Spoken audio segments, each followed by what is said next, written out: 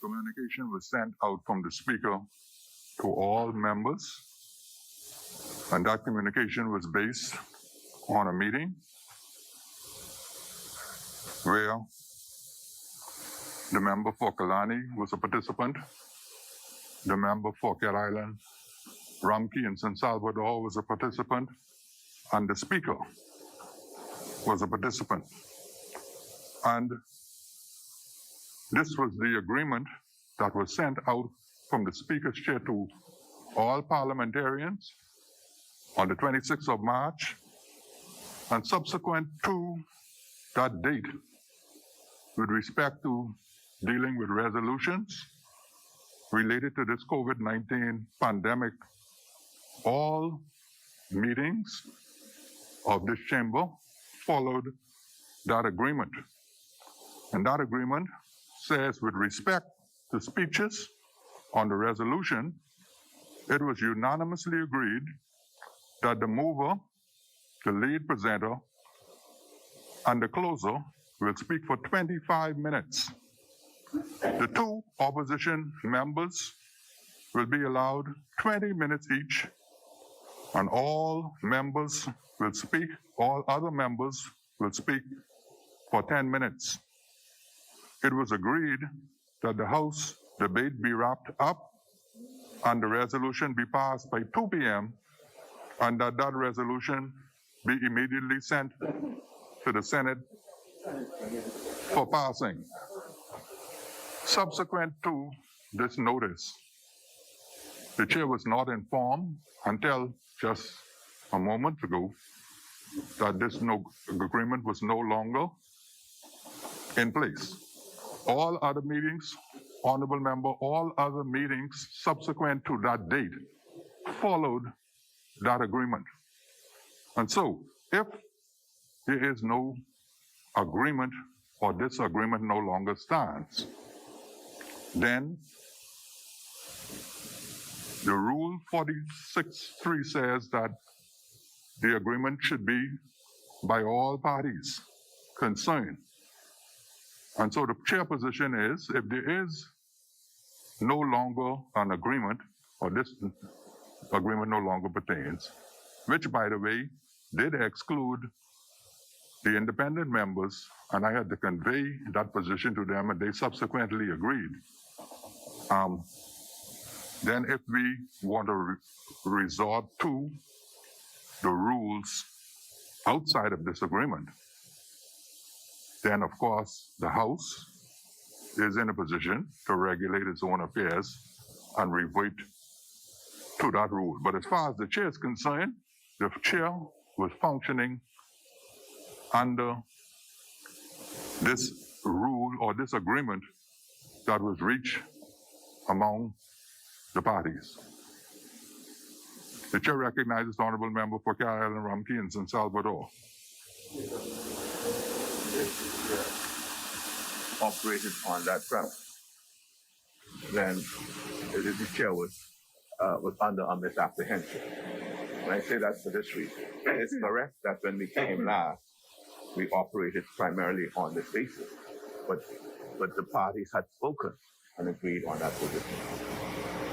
So what your communication is to me now, that on each and every occasion subsequent to the 26th of March, there was a subsequent agreement. Yeah, what I'm saying, Mr. Speaker, is that the agreement to which you referred spoke only to the resolution and the proceedings of that day, and it's clear. I mean, I have your note to me where you memorialized the meeting that we had by phone, and it spoke primarily to what was occurring on that day. Nothing further, nothing more. Now, so Honorable Member, yes, before we proceed, so your position then is there's no that there was no agreement subsequent to that day, despite the Parliament functioning according to that agreement in the subsequent meetings? No agreement today. There's no agreement today. That's what I'm saying. I was only recently informed of that fact. Yes, I'm saying. But, okay, very well, Mr. Speaker. If you are just recently, but there's no agreement today. And therefore, we revert to the rule as it is. The chair recognizes the honorable member for Kalani.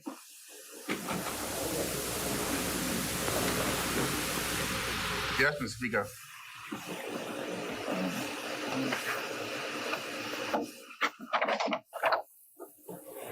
Mr. Speaker, the opposition leader and myself would have had discussion, and he would have agreed that we can proceed once I table the resolution. We can proceed with the debate, and therefore, Mr. Speaker, I move to follow through with that agreement to debate the following resolution.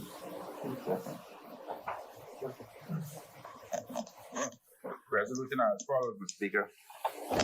Whereas pursuant to Article 29(1) of the Constitution, the Governor General make a proclamation of emergency herein after the proclamation dated the 17th day of March 2020, declaring that a state of public emergency exists in the Bahamas. I will be reading the resolution.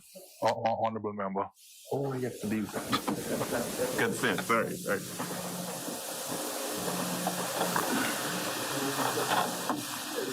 The motion for the, you want a motion for the consent? Yes, okay, yeah. Yes. Well, the Prime Minister has put the motion on the floor. And it's been seconded by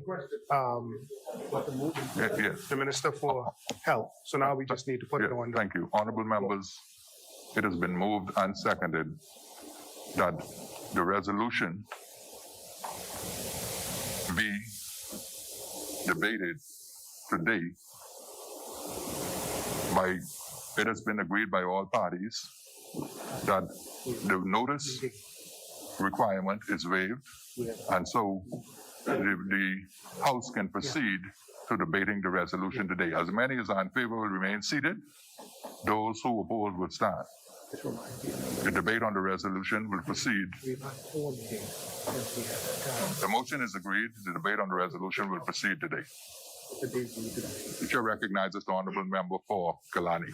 Thank you, Mr. Speaker. I will continue. And whereas pursuant to Article 29(4) of the Constitution, the proclamation ceases to be in force at the expiration of a period of 14 days beginning on the date on which it was, or such longer period as may be provided under paragraph 5 of Article 29 of the Constitution. And whereas Article 29(5) of the Constitution provides for the continuance in force of a proclamation if at any time while the proclamation is in force, a resolution is passed by each House of Parliament approving its continuance in force for a further period not exceeding 6 months, beginning on the date on which it would otherwise expire. The proclamation shall, if not sooner revoked, continue in force for that further period. And whereas, pursuant to Article 29(5) of the Constitution, a resolution hereinafter, the first resolution, was passed by each House of Parliament on the 30th day of March 2020, which approved the continuance in force of the proclamation for a further period of 8 days until the 8th day of April 2020. And whereas, pursuant to Article 29(5) of the Constitution, a resolution hereinafter the second resolution was passed by each House of Parliament on the 6th day of April 2020, which approved the continuance in force of the proclamation for a further period of 22 days until the 30th day of April 2020. And whereas, pursuant to Section 31 of the Emergency Powers Act, Chapter 34, hereinafter the Act, the Governor General made the Emergency Powers COVID-19 Regulations 2020 on the 17th day of March 2020. And whereas Section 3(3) of the Act provides the emergency regulation may empower such authorities or persons as may be specified in the regulations to make orders and rules for any of the purposes for which such regulations are authorized by this Act be made, and may contain such incidental and supplementary provisions as appear to the Governor General to be necessary or expedient. for the purposes of the regulation. And whereas Emergency Powers COVID-19 Regulation 2020 empowers the competent authority to make such orders, and the Emergency Powers COVID-19 number 2 order 2020 was made by the competent authority on the 23rd day of March 2020. And whereas Section 5.1 of the Act provides that all emergency regulations, if sooner revoked, shall cease to have effect when the proclamation of emergency is pursuant of which they have been made ceases to have effect. And whereas pursuant to Section 5.2 of the Act, by the first resolution, each House of Parliament affirmed the continuance in effect of the Emergency Powers COVID-19 Regulation 2020 and Emergency Powers COVID-19 number 2 Order 2020. And whereas pursuant to the Emergency Powers COVID-19 Regulations 2020, on the 30th day of March 2020, the competent authority made the Emergency Powers COVID-19 Special Provisions Act 2020. And whereas pursuant to Section 5.2 of the Act, by the second resolution, each House of Parliament affirmed continuance in effect of the Emergency Powers COVID-19 Regulations 2020, the Emergency Powers COVID-19 number 2 Order 2020, and the Emergency Powers COVID-19 Special Provisions Order 2020. And whereas the existence of a state of public emergency in the Bahamas as a result of the presence and effects of COVID-19 in the Bahamas continues, and whereas it continues to be necessary and expedient for securing the public safety, defense of the Bahamas, the maintenance of public order, suppression of mutiny, rebellion, and riot, and for maintaining supplies and services essential to the life and well-being of the community to continue enforce the Emergency Powers COVID-19 Regulation 2020, the Emergency Powers COVID-19 number 2 Order 2020, and the Emergency Powers COVID-19 Special Provisions Order 2020. Now, therefore, be it resolved that this House, A, approve the continuance of the proclamation made on the 17th day of March 2020 until the 30th day of May 2020. B, affirms the continuance and effect of the Emergency Powers COVID-19 Regulations 2020 made on the 17th day of March 2020 until the 30th day of May 2020. C, affirms the continuance in effect of the Emergency Powers COVID-19 number 2 Order 2020 made on the 23rd day of March 2020 until the 30th day of May 2020. And D, affirms the continuance in effect of the Emergency Powers COVID-19 Special Provisions Order 2020 made on the 30th day of March 2020 until the 30th day of May 2020.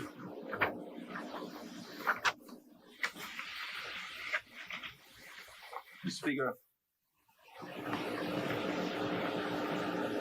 I would only have one or two words with respect to the resolution, and I would only want to remind the Bahamian public that we are fighting a battle of war with an invisible enemy, and we must all fight this together.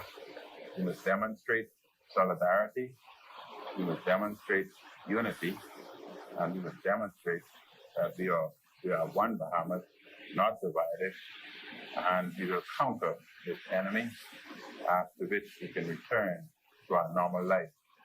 And to demonstrate unity, solidarity, and demonstrate that we are one Bahamas who will win this battle and will comply with the emergency orders, I ask and request that all Bahamians tomorrow wear some clothing depicting the colors of the Bahamian flag. That in itself, Mr. Speaker, will truly demonstrate solidarity and unity. I so move. Thank you, Honorable Member. Seconded. The chair recognizes the Honorable Member for Elizabeth. Thank you, Mr. Speaker. Mr. Speaker, I know this mask, which was created by the quilters of the inner wheel, is quite fashionable. And I am minded of your admonition, and I will suppress any cough or sneeze that might come my way. But I want to thank the people of Elizabeth who have sent me to this place. And as I stand to second this resolution, I'm reminded that COVID-19 is changing the world that we once knew. It's a sobering thing to reflect on how the familiar has become the uncertain in just a few months, not only for the Bahamas, but for the entire world. The world is facing an unprecedented challenge which threatens to erase much of the progress gained recently.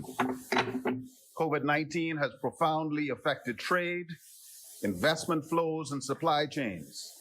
And this crisis has affected human capital, interrupted our lives, disturbed our system of learning, imposed financial burdens on many, and reduced our productivity tremendously.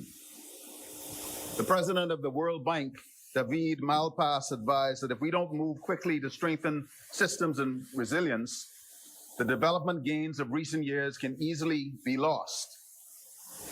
For now, our new norm may be daunting, particularly as we are all enduring the discomforts and annoyance of lockdowns and restrictions in movements with physical distancing from the people that we love. And to be sure, the health professionals and indeed the Ministry of Health believe that there is strong, I might say incontrovertible evidence that these measures are not only necessary, but they are effective tools in the fight to flatten the curve of COVID-19 in the Bahamas. Now, we acknowledge that some are skeptical, others are cynical, but many simply want and deserve transparency and honesty, the good, the bad, and the ugly truth, as we all collectively walk an uncharted course. There are theories in abundance, conspiracies and allegations. Indeed, there are movements now that deny the value of these measures that we are reinforcing, or who question the focus on the preservation of health and life. Some of these views are gaining traction abroad and even here at home, Mr. Speaker, that we should sacrifice the weakest and the least among us as collateral damage in this COVID-19 war. I say that as Bahamians, we are better than this. We have always been better than this. We have built a nation by lifting as we climb, by empowering those who could not crawl to first walk and then to run. We dismiss no one, even if we move a little more slowly, to carry those unable to move on their own. And in so doing, we have built a richer, gentler nation.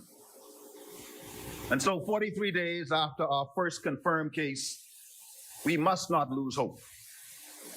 We can be encouraged, as history has shown, that in time, if we are diligent and if we do the right thing, this too shall pass.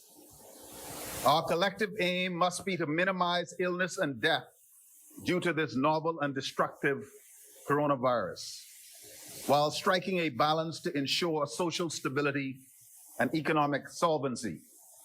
This is no easy task, and it's a new paradigm for some, but it is doable to the extent that there's individual, communal, and corporate commitment to make it happen. At the same time, as we have heard, we must plan carefully and deliberately for the reopening of our economy at the right time and in the right way, with the right monitoring and evaluation. We in health believe that we can be bold and innovative if we are armed with robust evidence. The caution that we take now can lead to economic resilience and opportunities later, with fewer missteps or the need to backtrack. And I think you've heard that from the member from Kalani.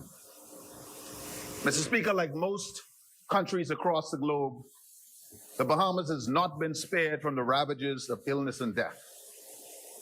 As of April 26, 2020, yesterday, we have had a total of 80 confirmed cases with 11 lives lost. When I last spoke in this honorable House, we were at 29 cases. Here we are 21 days later at a 121% increase over the last report. Of the total number of cases, 22 have recovered and 47 cases remain active. Most of the cases, as may be expected, are in New Providence, accounting for 80%. Grand Bahama, and then Bimini and Cat Key considered together account for the remainder of cases with 7 and 9 respectively. Females account for 48 or 60% of all cases, although only 36% of deaths. Most cases fall in the age group of 40 to 59, although we have had one at 11 and one at 15. What is extremely notable is that Bimini has emerged as a hotspot for the COVID-19 virus in the Bahamas.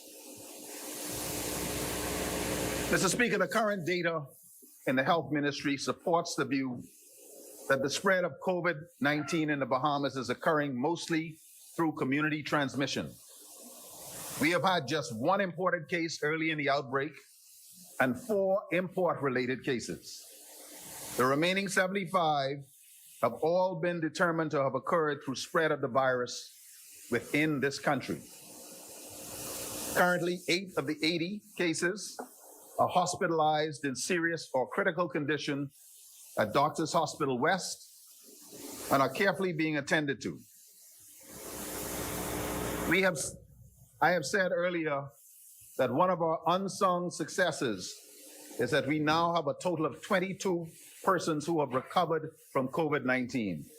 And this means that they are no longer shedding virus, infecting others, and are clinically well. The case fatality ratio of the Bahamas stands, as of yesterday, at 13.8%. Case fatality ratio is a measure of the severity of a disease. It is calculated by comparing the number of cases that have died from COVID-19 to the number of confirmed cases of the disease. Notwithstanding the significant level of comorbidity that has contributed to this level of lethality, we expect the case fatality rate to fall as we liberalize the criteria for testing. More tests, more positive cases. But that will then lead to a lower case fatality rate as long as we don't have an increased number of deaths. Containment and breaking transmission has required implementation of aggressive and progressive public health measures, ranging from those that are fairly easy for the public to digest, like frequent hand washing or sanitizing, and proper respiratory hygiene, and others that are not so easy, such as domestic and international travel restrictions, mandatory curfews, and intermittent countrywide lockdowns. These best practices recommendations having been applied, they are clearly reaping benefits.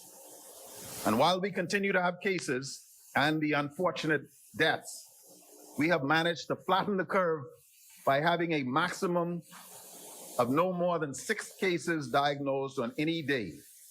And our acute care institutions have not been overwhelmed with the assessment, management, and inpatient treatment of COVID cases. But we are not out of the woods yet, Mr. Speaker. We must continue the public health and social measures implemented. It is our best chance for us to make the best outcome of this unfortunate situation for all. Case identification, testing and isolation, along with aggressive contact tracing and quarantine as appropriate, are proven public health measures for controlling outbreaks. In pandemics, such as we are currently experiencing due to COVID, these measures become most important given the potential for uncontrolled spread in populations where no previous exposure, and therefore there's no one with immunity, and everybody is susceptible to infection. Mr. Speaker, case confirmation is tied to laboratory testing capacity. And in the Bahamas, significant strides continue to be made in this area.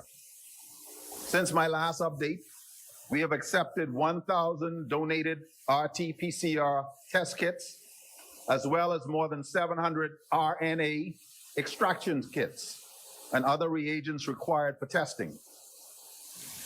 But despite an inventory of at least 4,000 RT-PCR kits today, we remain challenged to expand testing to reach the elusive goal of testing on demand because of international supply chain limitations. Currently, we are limited by the number of nasopharyngeal swabs in country. Our swab inventory today stands at 1,000. We are currently exploring multiple options for enhanced capacity. We have ordered and are expecting 3D printed swabs, and we have tried the validation of other means of testing, such as using sputum instead of nasopharyngeal swabs.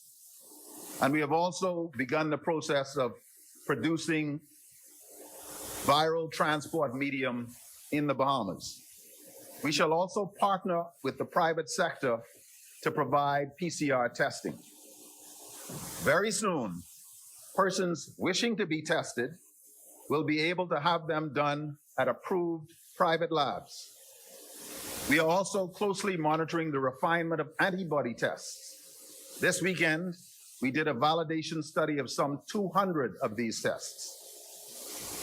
As you may recall, Mr. Speaker, I advised that we would be expanding our testing protocol to include healthcare workers and caregivers of vulnerable populations, such as people that live in nursing homes, as well as others who provide healthcare in the homes of the elderly and ill or disabled people. I must now inform that testing priorities have temporarily shifted due to the requirement to test all healthcare worker contacts associated with the 8 confirmed cases in the med-surg ward at PMH. Additionally, with one of the cases linked to the Sandilands Rehabilitation Center, testing of potentially exposed persons at that institution is and has also been occurring. I should like to give the Bahamian people an update on that testing and on that problem. Sandilands Rehabilitation Center transferred a patient from the Robert Smith unit to the med-surg ward at PMH on April the 5th, 2020. This patient received treatment at PMH and was discharged on April 15th to the Sandilands Rehabilitation Center. Days later, the medical surgical ward 2 of PMH was declared compromised on discovery of a confirmed positive COVID-19 case on that ward. And consequently, that ward was closed to new admissions. The patient of the Robert Smith unit was returned to PMH on the 19th of April to be tested for COVID-19. On the 20th of April, 2020, it was confirmed that the Robert Smith unit patient had contracted COVID-19. And this patient is now receiving care at Doctors Hospital West. Subsequently, all remaining patients on the medical surgical ward were tested for COVID-19. The remaining 39 patients at the Robert Smith unit were immediately placed in isolation and the unit sanitized. 46 staff members at Sandilands were identified for risk exposure assessment. And in total, when combined with those of PMH, more than 200 healthcare workers were in quarantine. However, we believe that upon completion of our risk assessment and testing, the number of persons remaining in quarantine will decrease.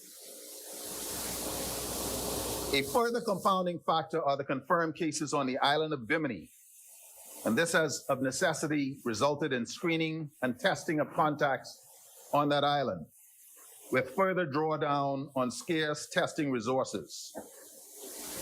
To date, we have done approximately 1,100 RT-PCR tests in the Bahamas. At this rate, The Bahamas, with a population of approximately 390,000 persons, has been testing at a rate of 2,500 tests per million. Not the most, but climbing rapidly. For comparison, Jamaica, as of the 25th of April, has done 850 tests per million. Trinidad and Tobago, 1,080 tests per million. South Korea, 11,600 tests per million. And Brazil, 1,370 tests per million. The leader is Barbados in the English-speaking Caribbean at 4,630 tests per million. We have not abandoned our commitment to increase testing, and we are ramping up on a daily basis, Mr. Speaker. It is likely that we will receive a shipment of swabs this week. We have not abandoned our commitment to monitoring and protecting our vulnerable populations in long-term care institutions. With the emergency order of the 21st of April 2020, requiring the registration of healthcare workers going into homes to care for persons, we have started compiling a database and will be conducting a series of training sessions in areas of infection prevention and control starting today. We will also be testing those healthcare workers identified as high risk upon review. Our aim is not to hinder care of our vulnerable by removing healthcare workers, but to minimize the potential introduction of COVID-19 into the care environment of those who are most vulnerable, which we know can have devastating consequences. With increasing numbers infected leading to mushrooming contacts, traditional methods for contact identification and tracking during quarantine and isolation can be easily exhausted. With an average of anywhere between 20 to 50 contacts per case, our cumulative quarantine numbers have now reached over 800. And to this end, my ministry has almost concluded the exploration of potential technological solutions for monitoring of contacts who are in home quarantine, as well as confirmed cases with mild symptoms. We have reviewed at least 5 solutions, and as the Honorable Member for Kalani has said, we have decided which way to go. I want to let the people of the Bahamas know that while the measures being taken are unusual for our people, we are in the midst of a pandemic due to a novel virus, which has now infected almost 3 million persons so far, with almost 200,000 deaths. These numbers will continue to climb, given the immune-naive status of the world. In the early stages of this outbreak, PMH was designated as a facility for assessment and testing of persons under investigation for COVID, with the repurposing of the old general practice clinic. And once testing positive, patients requiring admission would be moved to the Doctors Hospital West. I can now inform that the South Beach Health Center is now fully operational for the provision of both assessment of persons and admission of mild and moderate cases. Mr. Speaker, around the world and in the Bahamas, healthcare workers on the front line are at greatest risk for contracting COVID as they care for those already infected. We now have 15 confirmed cases among healthcare workers and 1 death. This accounts for almost 20% of all of our cases. I am pleased to say that we tested some 200 healthcare workers from PMH, and preliminarily, we have 25% of the results. None of the results are positive, meaning there is no evidence that any of those exposed persons have contracted COVID-19. It is imperative that the personal protective equipment required for provision of care to the COVID infected, while ensuring the safety of our healthcare workers and their families, is available and accessible in optimal quantities for the delivery of this essential service. My ministry has sought to ensure adequate and sustained supplies through multiple procurement measures and ongoing receipt of donations. At this time, our stores in areas such as basic PPE kits, surgical masks, N95 and KN95 masks, visors, boot covers, and gowns is more than adequate for up to at least 1 month, and more are being procured from local and international vendors. Having the responsibility for the provision of select PPEs to other various government agencies and institutions, such as national security and other partner agencies, my ministry has spent to date more than $2 million on PPEs, and this is expected to increase by millions as time progresses. Other essential monitoring tools such as pulse oximeters are being provided, and recently we have taken possession of 6 new ventilators for our national capacity. As I conclude, Mr. Speaker, we press on, recognizing that our fight against COVID is not just a battle, but a war. We will be successful as we collectively and individually commit to doing our part to protect ourselves and those most vulnerable in our society, many on whose shoulders we stand, who have made significant contributions to our individual and collective well-being. But these measures must continue. We are not there yet, Mr. Speaker. Our focus must be on the greater public good as we pass through these trying times. Once again, we admonish the Bahamian public to apply the preventative measures to avoid contracting COVID-19. Containment and breaking transmission have required implementation of aggressive and progressive public health measures, domestic and international travel restrictions, mandatory curfews, and intermittent countrywide lockdowns. They will not last forever, but they certainly need to remain in place for now. Thank you, Mr. Speaker. Thank you, Honorable Member. Honorable members, it has been moved and seconded that the following resolution be agreed.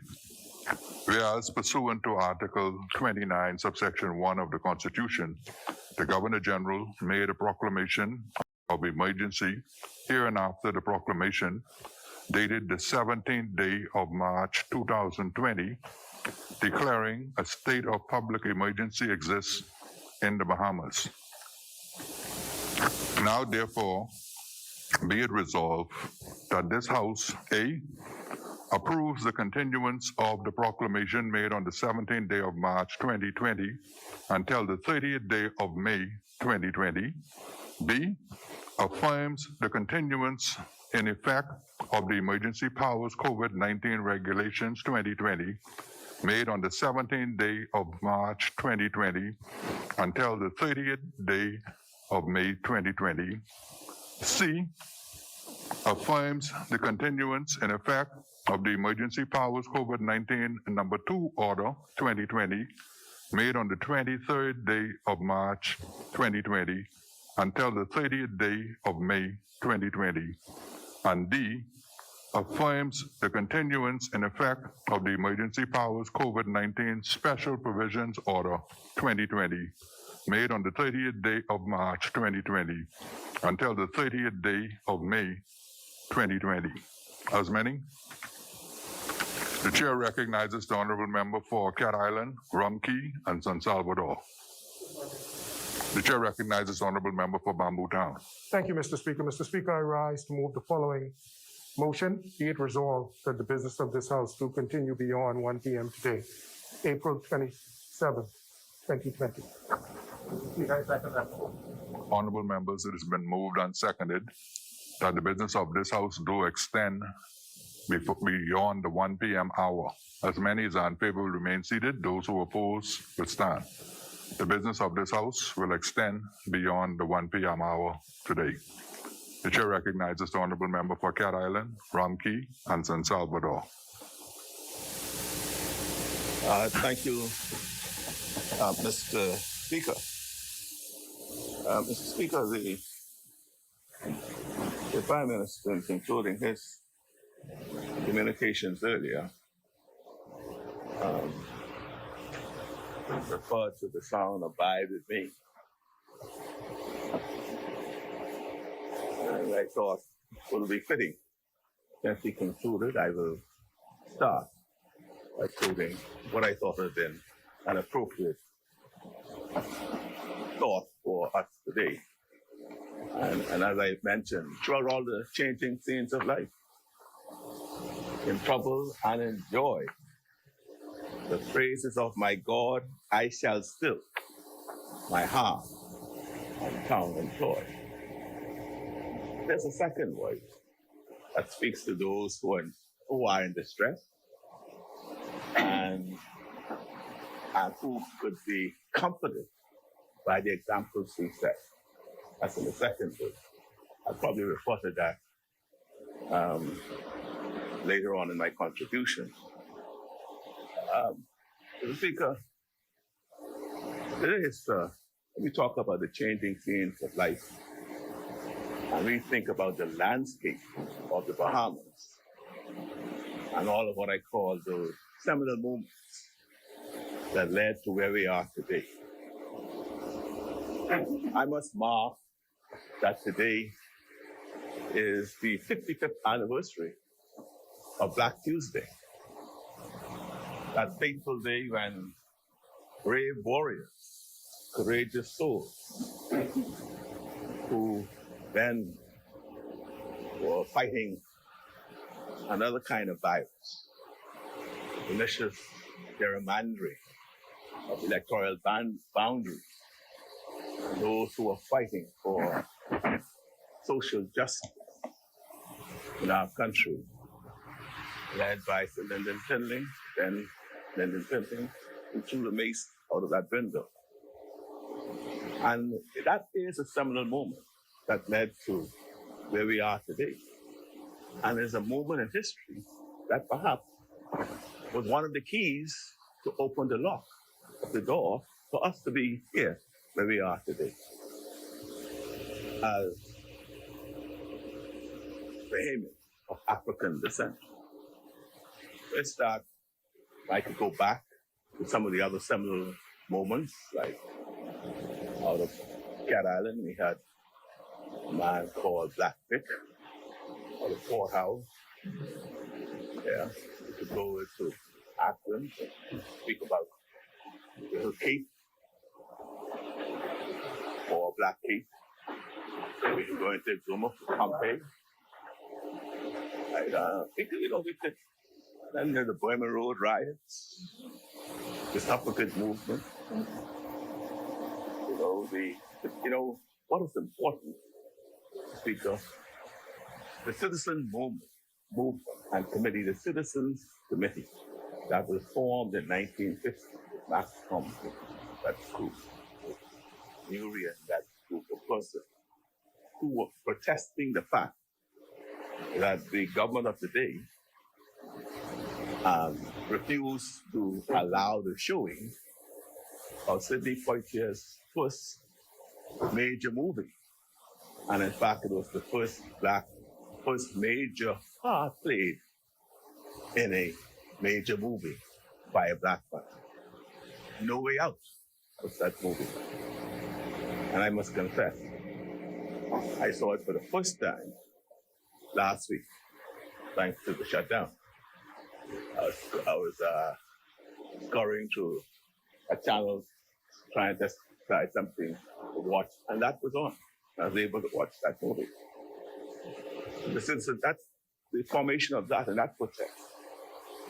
And of course, it led to the strike and all that.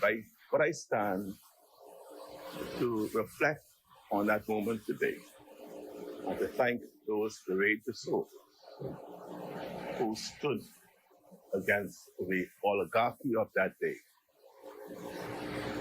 to fight against the pernicious regime that then was in place. And I think it's that same indomitable spirit that we have.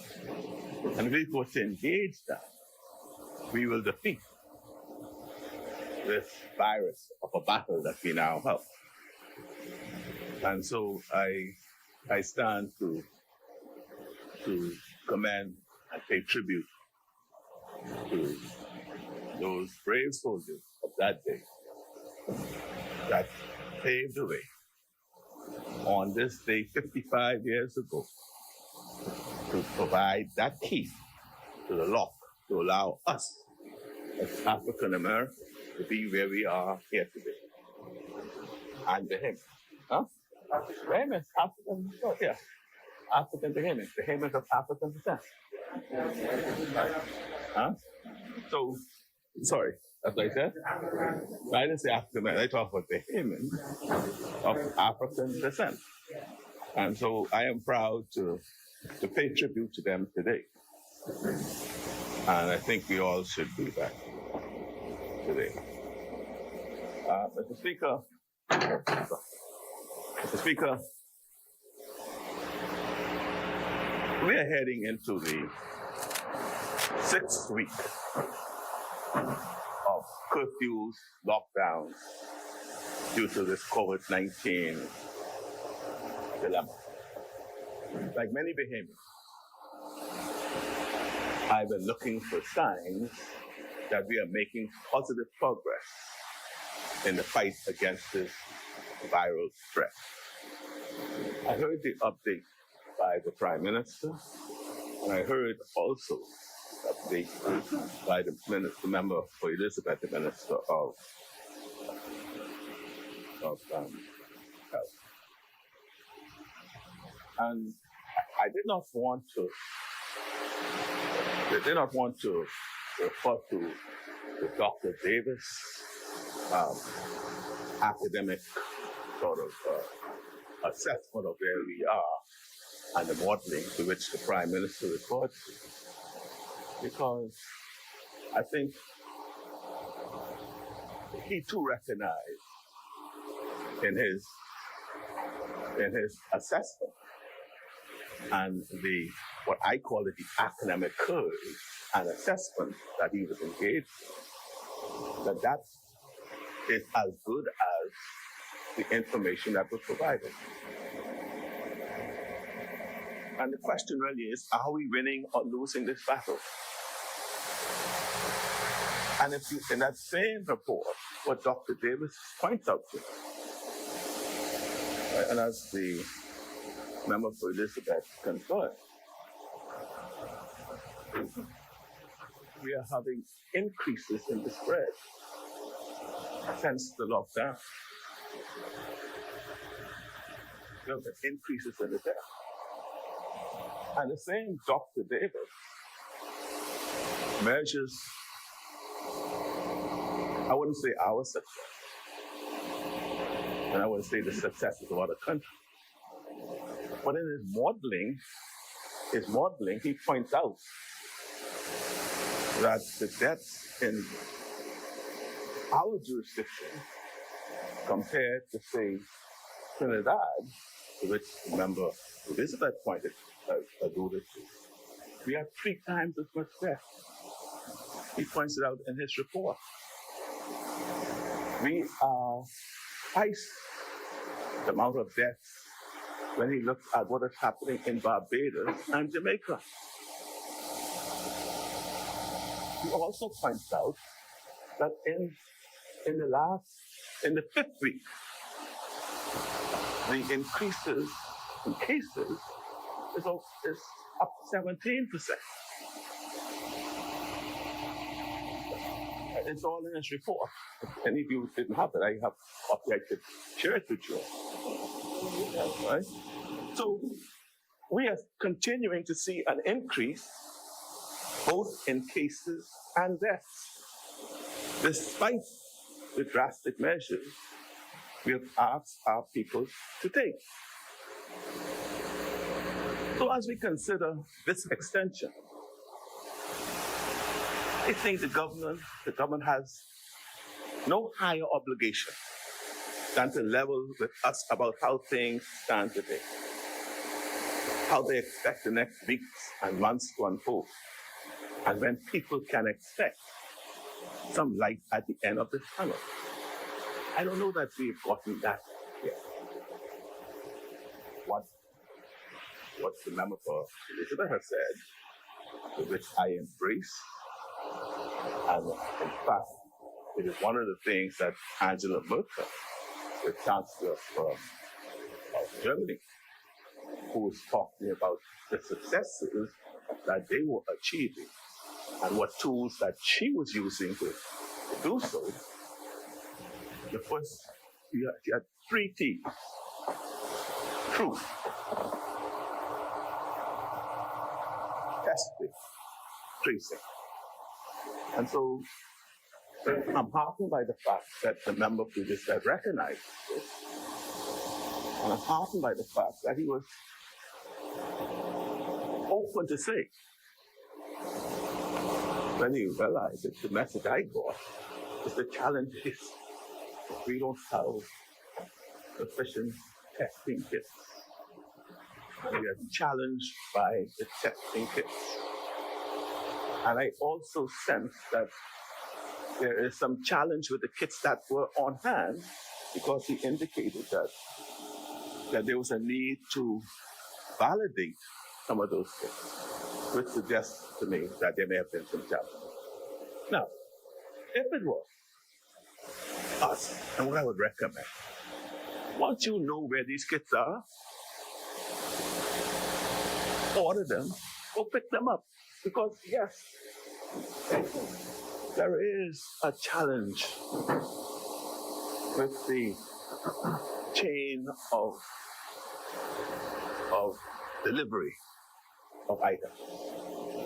And if it goes to the United States, you're not sure whether you'll get it. But there may be some challenge. And that's a global challenge, not just us. We are competing. We have friends, man. You have friends who like to get one of their jets and fly to where the testings are and pick it up, man. No, I'm suggesting that I won't post that. We're in a crisis. We're in a crisis. We've done it before. Right? Go and get it. Right? So just I'm saying, it's Speaker. And so, Mr. Speaker, let me be clear. We want this government to manage this crisis effectively and for our country to succeed in this war against this invisible enemy, COVID-19. We want success. My colleagues join me in this. We are one nation. On this part, we don't just speak it, we demonstrate it. All of our families and friends and communities are under threat. I have mourned friends, together with many of my colleagues in the FNM. Our grief is something we share. One of the last of the two victims was my second cousin, my first cousin's son. No, Valini is our friend. Smith. My close cousin. We are close. It was because I care about us being successful that I offer some of these thoughts and concerns today. Lives are on hold, Mr. Speaker. People's ability to earn a living is on hold. Things are falling apart for many of our people. No one should pretend that another week of lockdowns would somehow rid us of this virus. Nor should the public, nearly all of whom are complying with the newest restrictions, be chastised and blamed for the continued spread. The truth is that is owed to our people is that our country still lacks a really coherent strategy for mass testing. And as I said, the minister alluded to that a while ago, and there has to be an answer for that, which is a crucial component for combating the spread of the virus. And we understand, because the whole world is now competing for the same things that we need, which does a number of things. It makes it scarce, and the prices go up. We talk about gouging by our vendors here in the Bahamas. But you can hear about the gouging for these resources that's required to fight this, in prices to fight this. So we understand, but we have to be more proactive. Since we know that the virus can be spread, even by people who have no symptoms, we need testing to include them in order to stop the virus in its tracks. See, one of my friends was sick, terribly sick, and the symptoms were the virus symptoms, which is akin to the flu symptoms and the and terribly sick. He recovered. His wife, unfortunately, got it. So after he had it, then he was tested to find out that he had it. His wife had it. And then again, there was a lot of breakdown in that as well. But I would not go there because that's logistics. And I'm sure I will speak to the minister about that. And we could speak to how that could be addressed at some point in time. It's a case out of Bimini, not a case out of Bimini. We need to constantly reevaluate protocols for who gets tested and how often. What percentage of the population does the government plan to test? And when will that capacity be in place?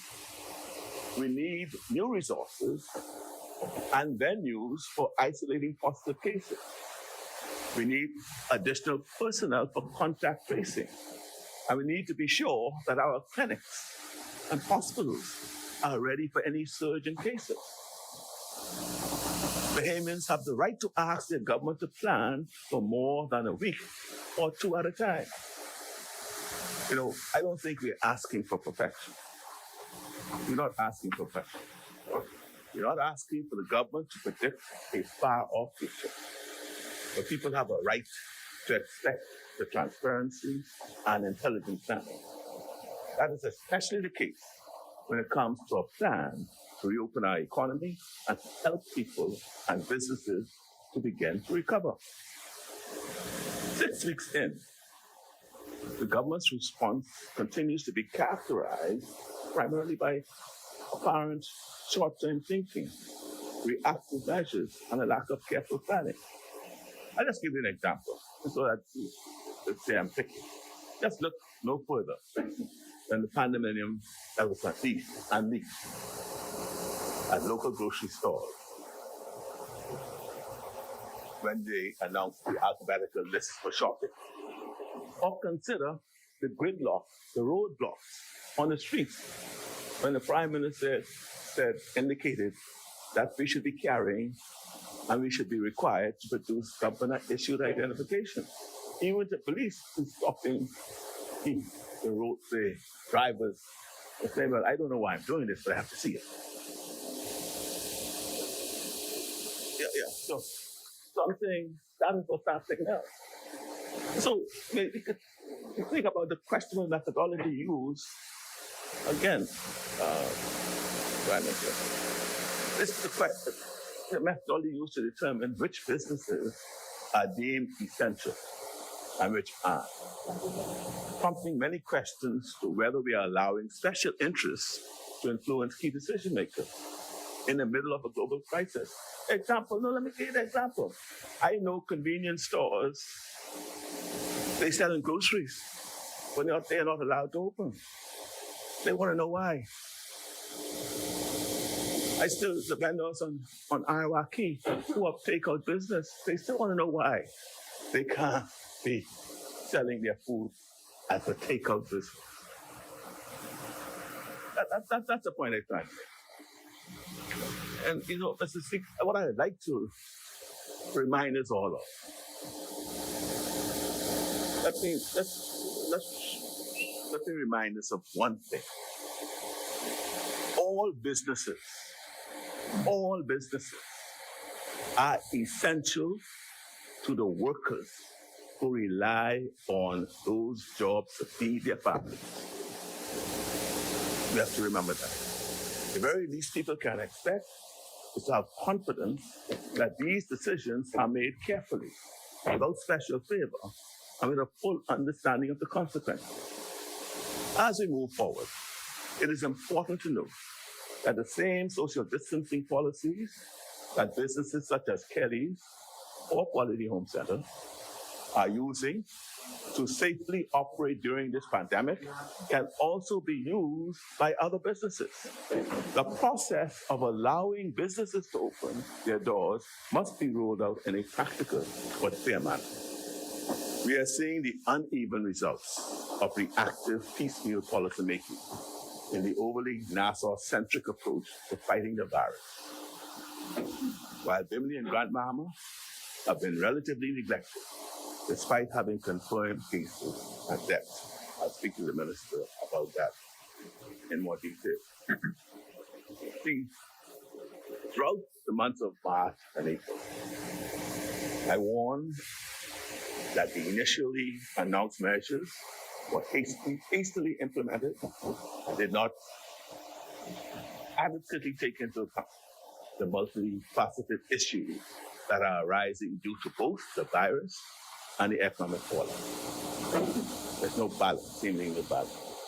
And for example, the Family Islands, we still have not addressed the Family Islands properly.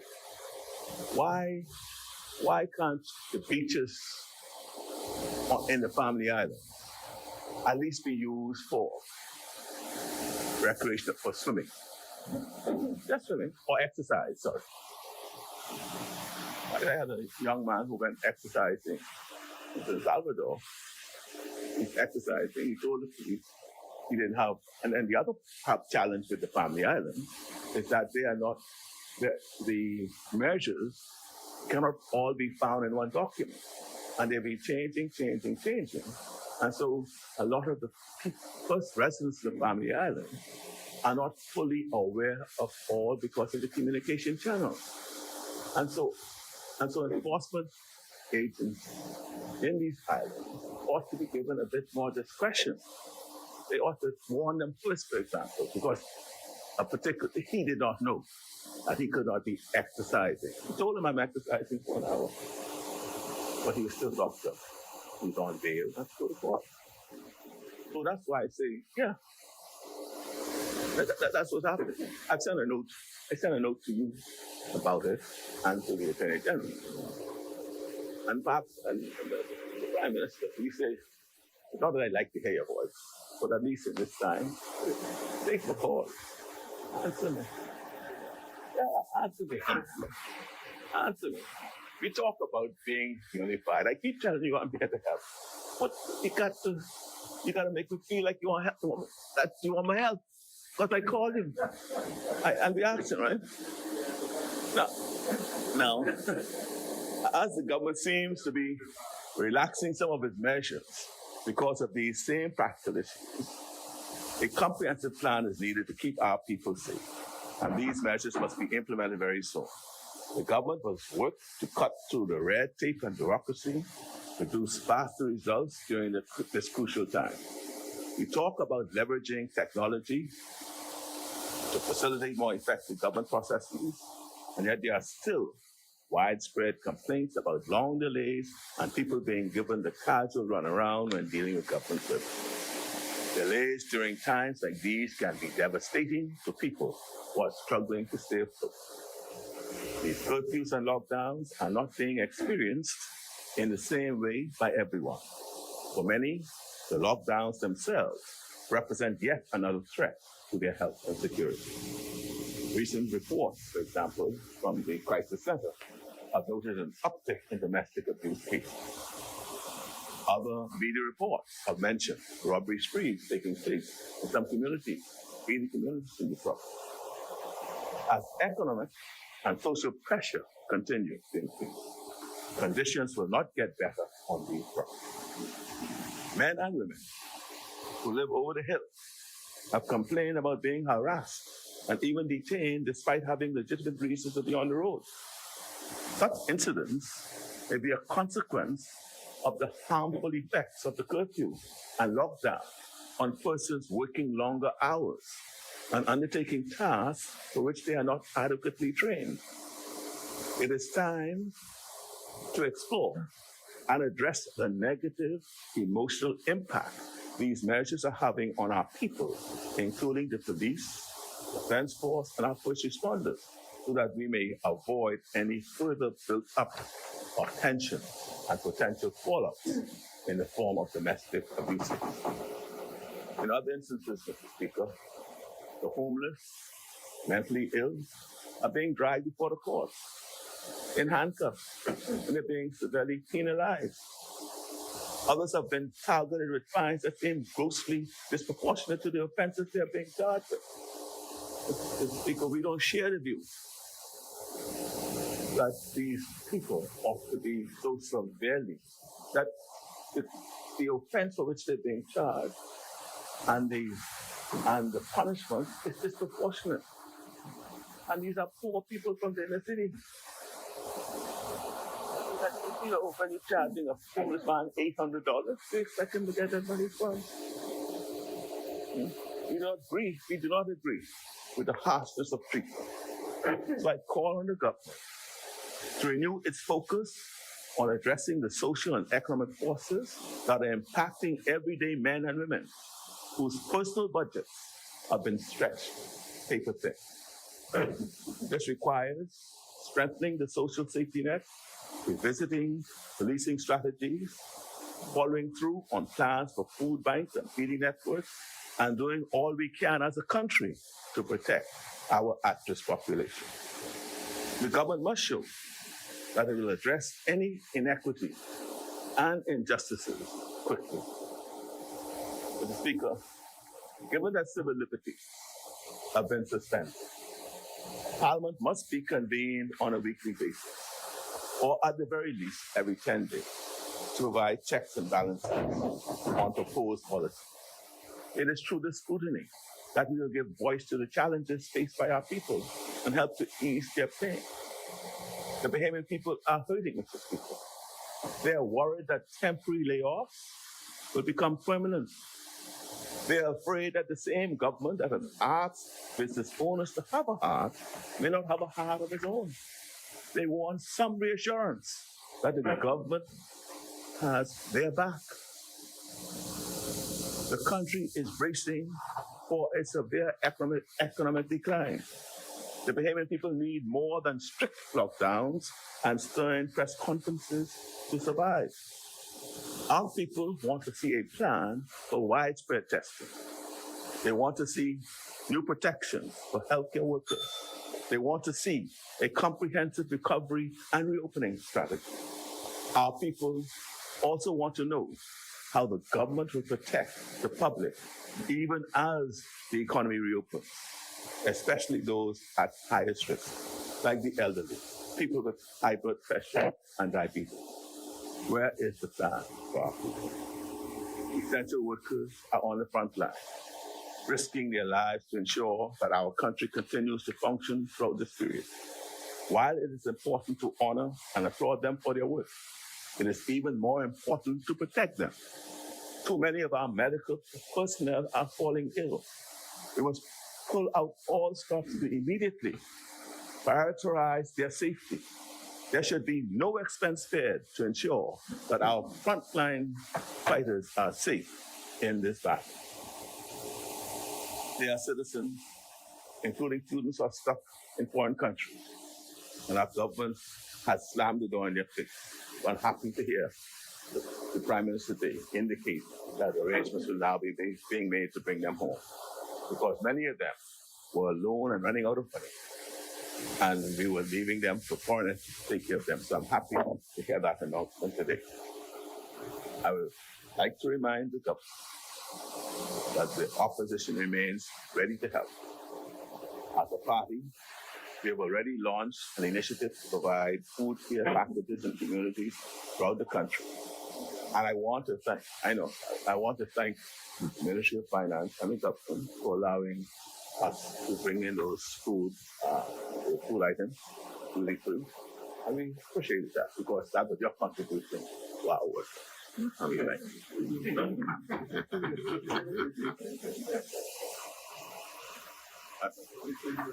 All right. We are prepared to help. We are planning to do more. Yeah. That helped you. That helped you. We are all in this crisis together, and the opposition is prepared to provide assistance and expertise to the government in whatever way we can. This is a time for collaboration. The more heads we put together, the more viable solutions we will develop. We must recognize that our true strength emerges when we are working together towards a common goal. We are still at the beginning of what is sure to be a very challenging time. I am so proud of how Bahamians are digging deep and pushing forward. I know that we will not only beat the situation, I know that, but we will work together to rise new heights. The solidarity, yes, I was there, but we could be home. Huh?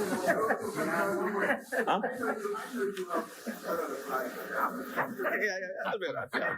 I'll wear my colors tomorrow. And as I said, Mr. Speaker, you know, I close with the second verse of through all the changing scenes of life. I speak about it.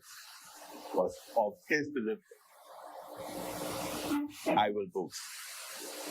In all that are distressed from my example, comfort them and charm their feet to rest.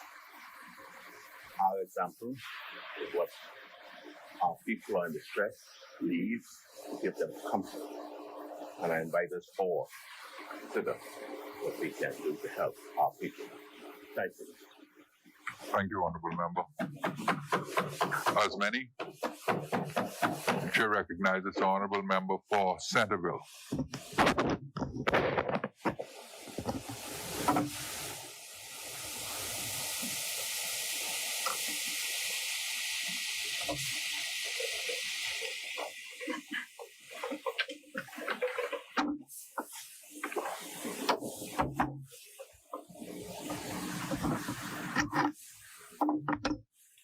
Thank you. Thank you very much, Mr. Speaker. And thank you, honorable members, for the opportunity to participate in the COVID-19 resolution debate. Let me thank once again and encourage the government for their work thus far. And I am sure that the government understands that this is a bigger picture than them, and that people have an election to look forward to in 2022. Centerville appreciates the rental assistance program and your efforts as it relates to national food security. However, we do understand how politics can turn the above into a photo op and/or lip service. We will be paying close attention to both plans and would like, at some point, a report on the budgetary aspects of those plans.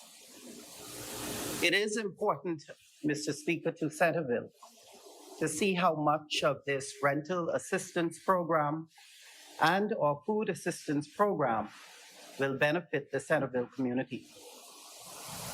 Intentional leadership, Mr. Speaker, is the order of the day.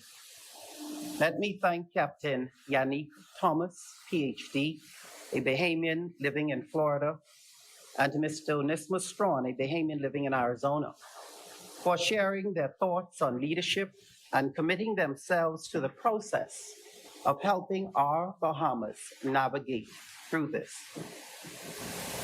The government has indicated, and Centerville agrees, that we do need all hands on deck. Many Bahamians, Mr. Speaker, called into the show to hit back with Nahaja Black as they expressed their concern as it relates to the brain drain and a disregard for Bahamian talent, though talent has been tested and proven. I note, Mr. Speaker, in the Emergency Powers COVID-19 Regulations 2020, Chapter 34, Section 16, where student nurses are deemed to be registered as a registered nurse. Mr. Speaker, our healthcare system is being hit very hard. as many of our healthcare professionals are at risk and many have been quarantined. It shouldn't take, Mr. Speaker, a pandemic, however, to recognize the talents of our nurses, even while they are in training. Finally, they could get a decent salary and receive benefits of an employed person under the National Insurance Act. We need to look at the Nurses and Midwives Act and its regulations to ensure our medical facilities undergo capacity building, physical and human resources necessary for times such as this. Thank you to the community and to the constituency of Centerville for affording me this opportunity to serve them and by extension, the people of the Bahamas. Centerville is pleased to announce that our COVID-19 programs are working in our community. We are reaching our people, we are speaking to them, we are addressing their needs the best we can, and most importantly, we are educating and making them more aware of the politics of inequality, the politics of healthcare, and the politics of a people. Hurricane Dorian and COVID-19 has brought us to a place where we have not been before and where we must reset. Our community, Mr. Speaker, has decided to take the lead in community health care and community health education. We are and will continue to encourage the registration drive with the National Health Insurance, even though it is on hold at this time. We will be petitioning the Ministry of Works to fix and ensure adequate water and sanitation as it relates to our more than 15 water and street pumps, the majority of which at this time are damaged and unsanitized. We are ensuring adequate garbage collection and environmental conscientiousness. Centerville, Mr. Speaker, is also taking the lead in our community in ensuring that our diploma program is working. We are reaching out to our 2020 graduates, Mr. Speaker, to ensure that they complete the process in order to obtain their diplomas. We want to ensure the status of their diploma, as events of the day can be distracting, when at the end of the day, they still will need a diploma. We are also building, Mr. Speaker, on an in-community convenience store program, encouraging them to stay in and buy from your community stores. The stores are only required to ensure proper protocols, social distancing, the wearing of masks, and sanitization. With more than 12 participants so far, we continue to make a difference. Mr. Speaker, I beg leave to address a release by the Cabinet yesterday with a list of individuals for the Economic Recovery Committee. Mr. Speaker, I do not say this in a negative, but in a respectful way. But we continue to see the recycling of the same people over and over on these committees. The electorate clearly spoke to change, but yet in a time like this, the system reverts to same old, same old. Another committee, Mr. Speaker, and let me be very clear before I proceed. I love and I appreciate all of those individuals on the committee. I have worked with many of them throughout my career, and they all know what I stand for. It's Bahamian or nothing. It's progress or nothing. It's intentional leadership. Leadership intent on Bahamian ownership, leadership intent on change, leadership intent on the eradication of poverty and inequality in the Bahamas. Mr. Speaker, this government is recycling. This is no time for recycling. Right now, Mr. Speaker, we have an opportunity to make the Bahamas what we need it to be. No recycling. Honorary committee members, yes. Recycling, no. Everyone on this committee, Mr. Speaker, is already serving on 3 or 4 boards. Mr. Speaker, this type of recycling speaks to a disconnect and a detachment between our parliament and our people, our boardrooms and our people, back to the same old boys club. Kilani, you have to be bold. You have to be courageous. You have to be intentional. We need people to buy into this journey of recovery, and it will not happen with the same model, the same mechanisms, but expecting new and dynamic change. We need this economic recovery to come from the ground up, Mr. Speaker. Our people are hurting, our people are starving. Mr. Speaker, our people are broke. I encourage your committee, by the way, to connect with the ground, connect with the people, connect with mortgage relief, connect with Social Security, connect with our national level of education as it relates to a future for our children, connect with our farmers, our fishing industry, our natural resources. Simply, Mr. Speaker, I encourage this committee to connect with us. Where is the Bahamas Maritime Association? Where's the Natural Resources Association? Where's BAMSI? Where's the University of the Bahamas? Where's the Standards Bureau and Consumer Protection? I know it was said that this committee would be at a high level, but I think this is just too high. So high, Mr. Speaker, there appears to be no connection to the ground.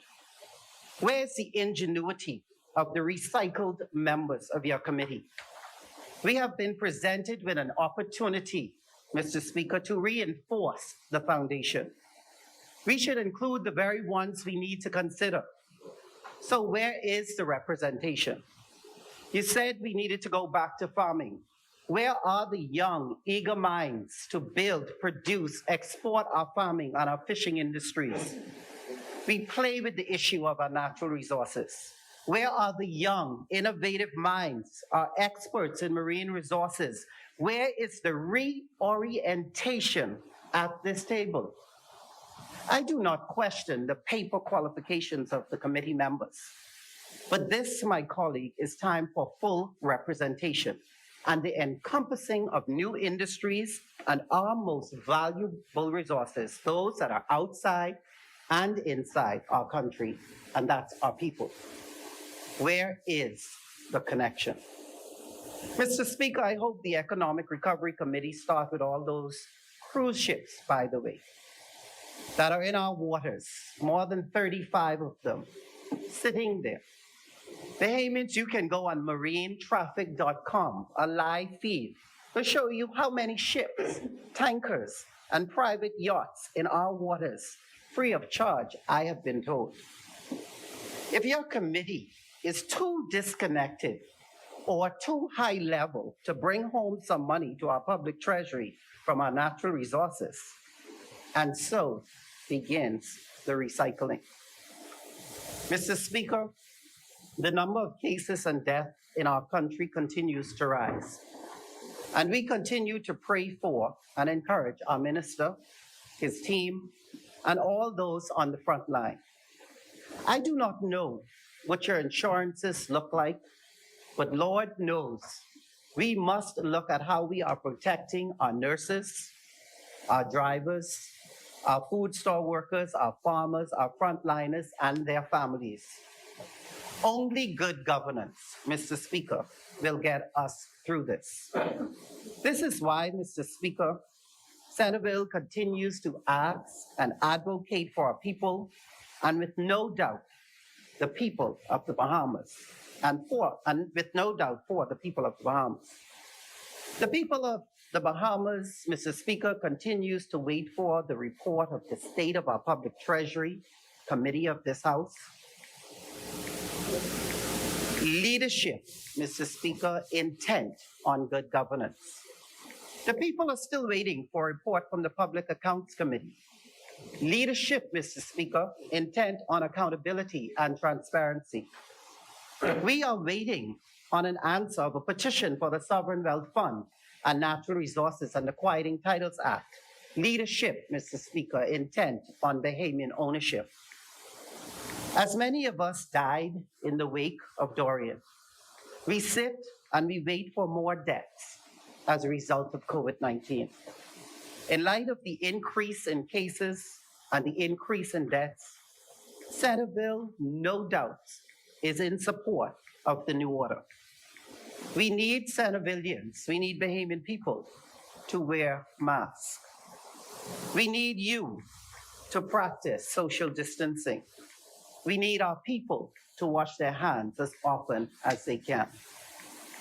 Mr. Speaker, I note that many of our financial services companies, inclusive of our credit unions and trade unions for that matter, have their AGMs, their annual general meetings that are legally binding for the end of June.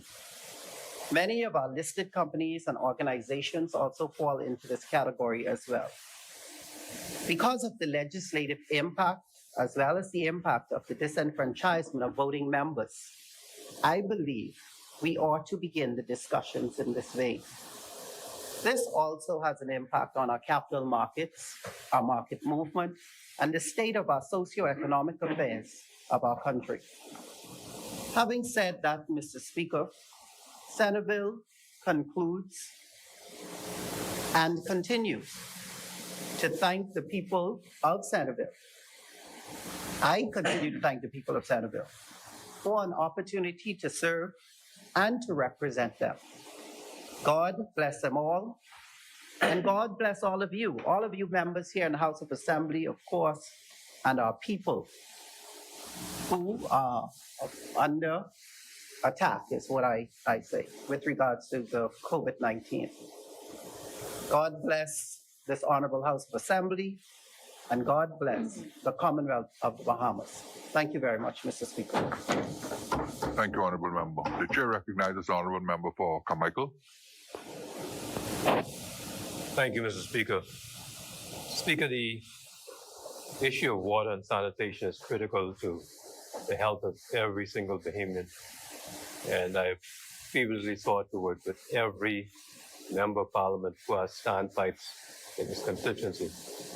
And so, if the member for Centerville has mentioned there's some challenges with respect to the operability of standpipes in his constituency, I want him to know that I'd like to be able to discuss them with him so that we can ensure that they are all operable.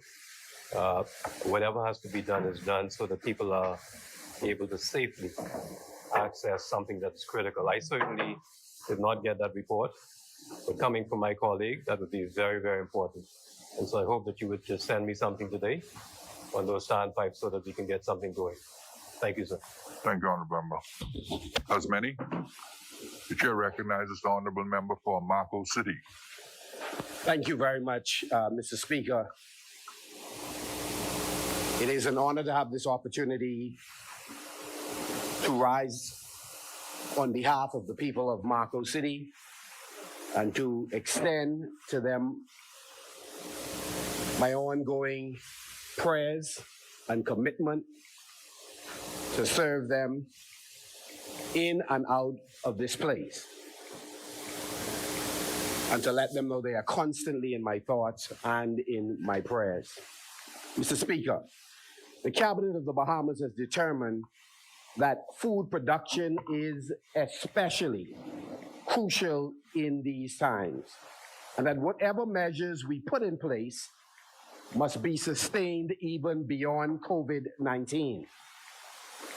Mr. Speaker, we take seriously the mandate that has been given by the Prime Minister to fix any outstanding issues along both the supply as well as the value chain, and to ensure that adequate food resources are available in the Bahamas, not just in terms of quantity, but the right types of food for the nutrition and, of course, wealth creation of Bahamians.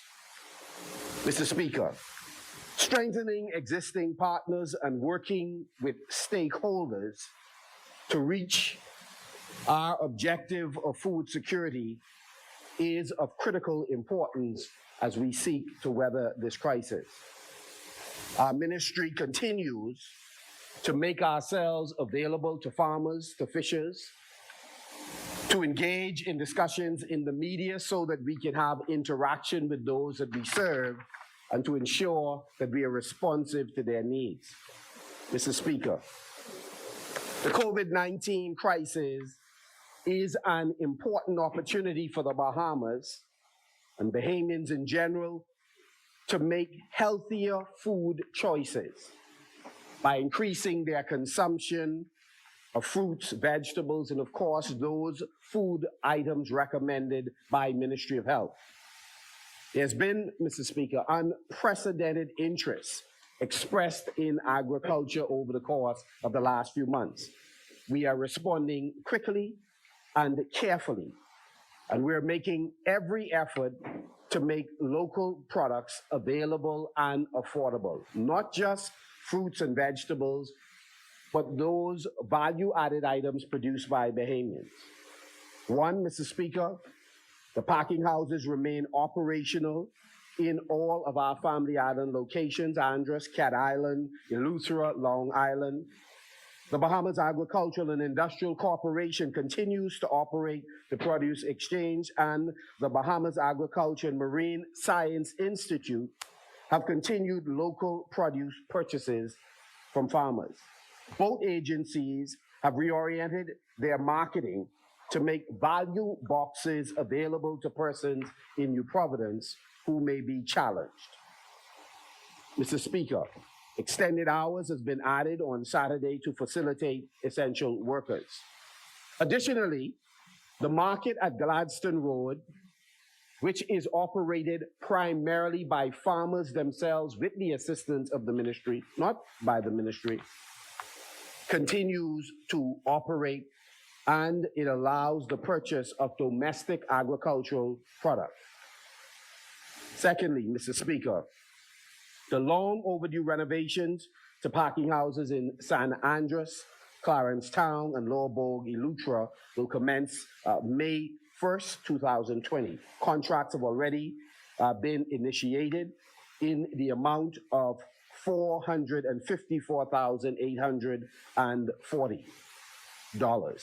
Mr. Speaker, we intend in the new budget cycle to complete the renovations of the other parking houses, and as signaled in previous contributions in this House, we are expecting that we will be able to come with an RFP to give Bahamians who have an interest in a public-private partnership with government to operate such parking houses, that is something that can take place. We believe that there are agribusiness persons as well as cooperatives of Bahamian farmers who have the capacity to effectively operate the feed mill, the packing houses, without disadvantaging those persons that we presently serve. Mr. Speaker, the slaughterhouse in New Providence has been closed from the initial COVID-19 emergency order on the 23rd of March. The government, in consultation with the relevant authorities, is seeking to gradually reopen the abattoir to allow for the slaughter of animals. We anticipate that the abattoir will reopen on Tuesday, the 28th of April. However, Mr. Speaker, let me be clear. It is crucial to create a national slaughterhouse system and to upgrade the existing abattoir if the livestock sector in the Commonwealth of the Bahamas is to succeed. And we are in the process of pursuing this vigorously. The Department of Agriculture and the Department of Marine Resources have maintained essential workers who have been servicing both farmers and fishers during the period. Mr. Speaker, we are still providing and facilitating import and export permits.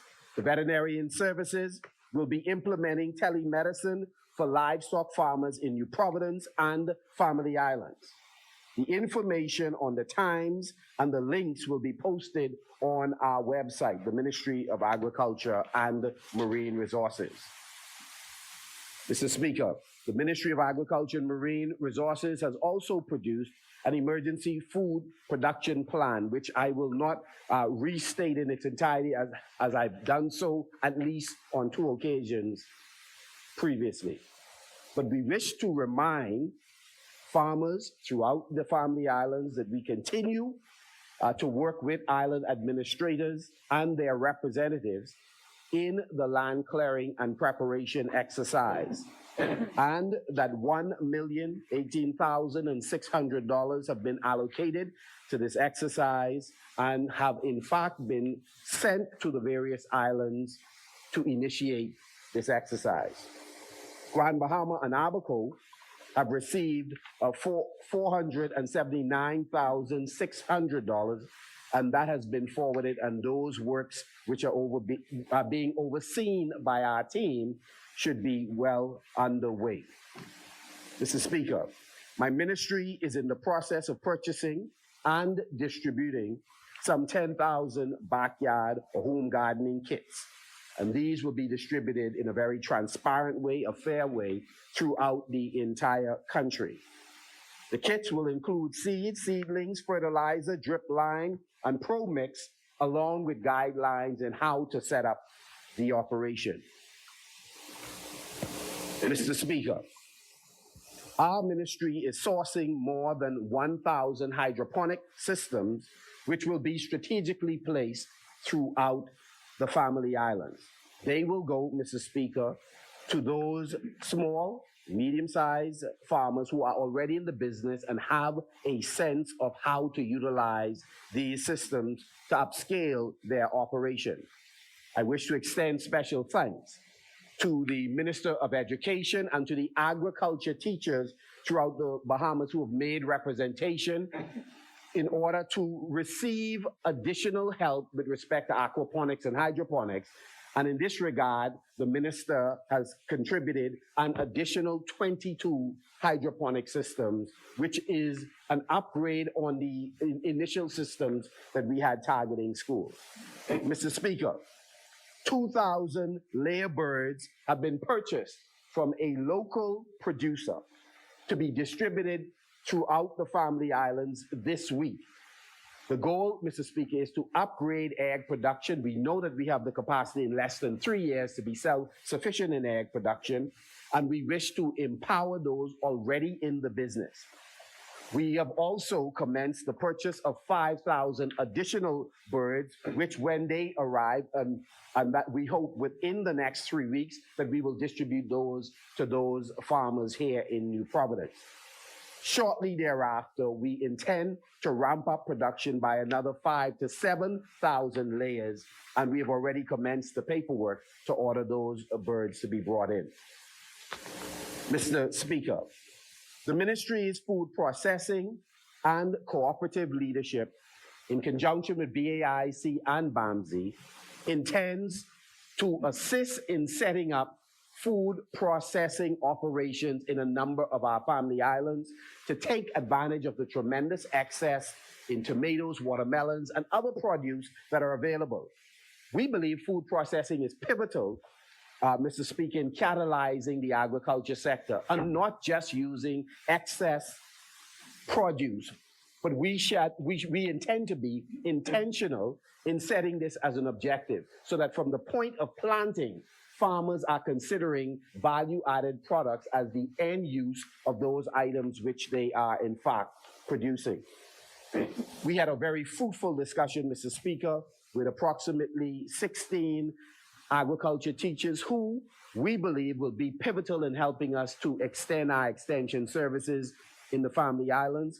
But we look forward this week to having discussions with home economic teachers who are scattered throughout the Bahamas, who can also assist us in scaling up the food processing program throughout the Bahamas. Mr. Speaker, the private sector will be the most pivotal part of our food processing initiative, and we intend to engage them this week in discussions on how they might play a vital role in attracting additional persons to the sector. Mr. Speaker, the Department of Marine Resources plays a pivotal role in that we work with persons who impact the dietary needs of our country.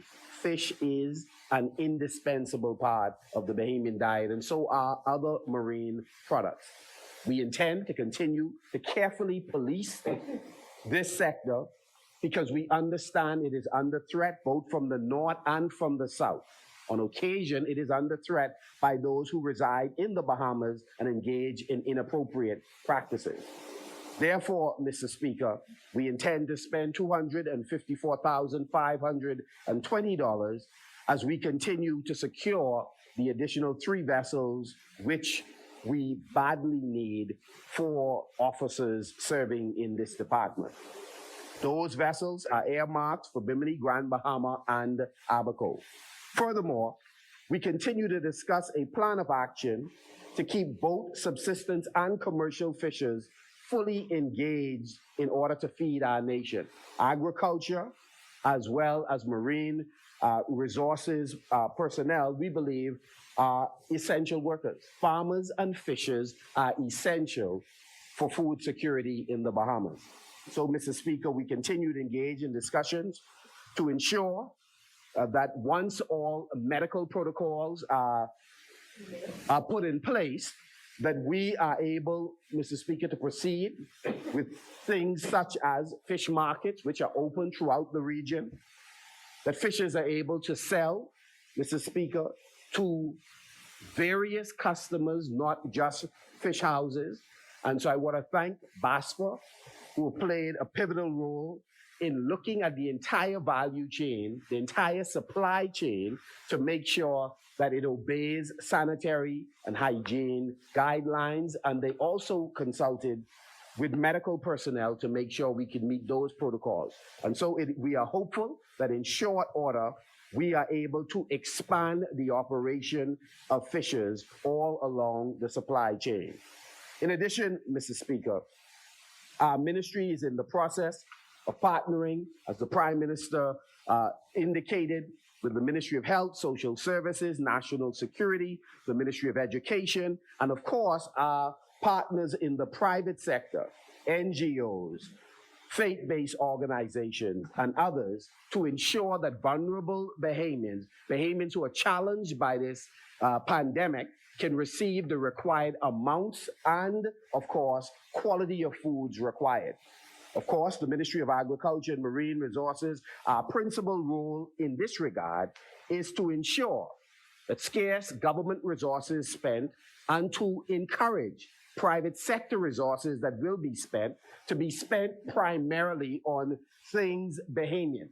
That first and foremost, resources that are to be spent should be spent on fruits and vegetables. And that when we think value-added products carried in by wholesalers and food stores, they should necessarily include items produced by Bahamians, jams, jellies, purees.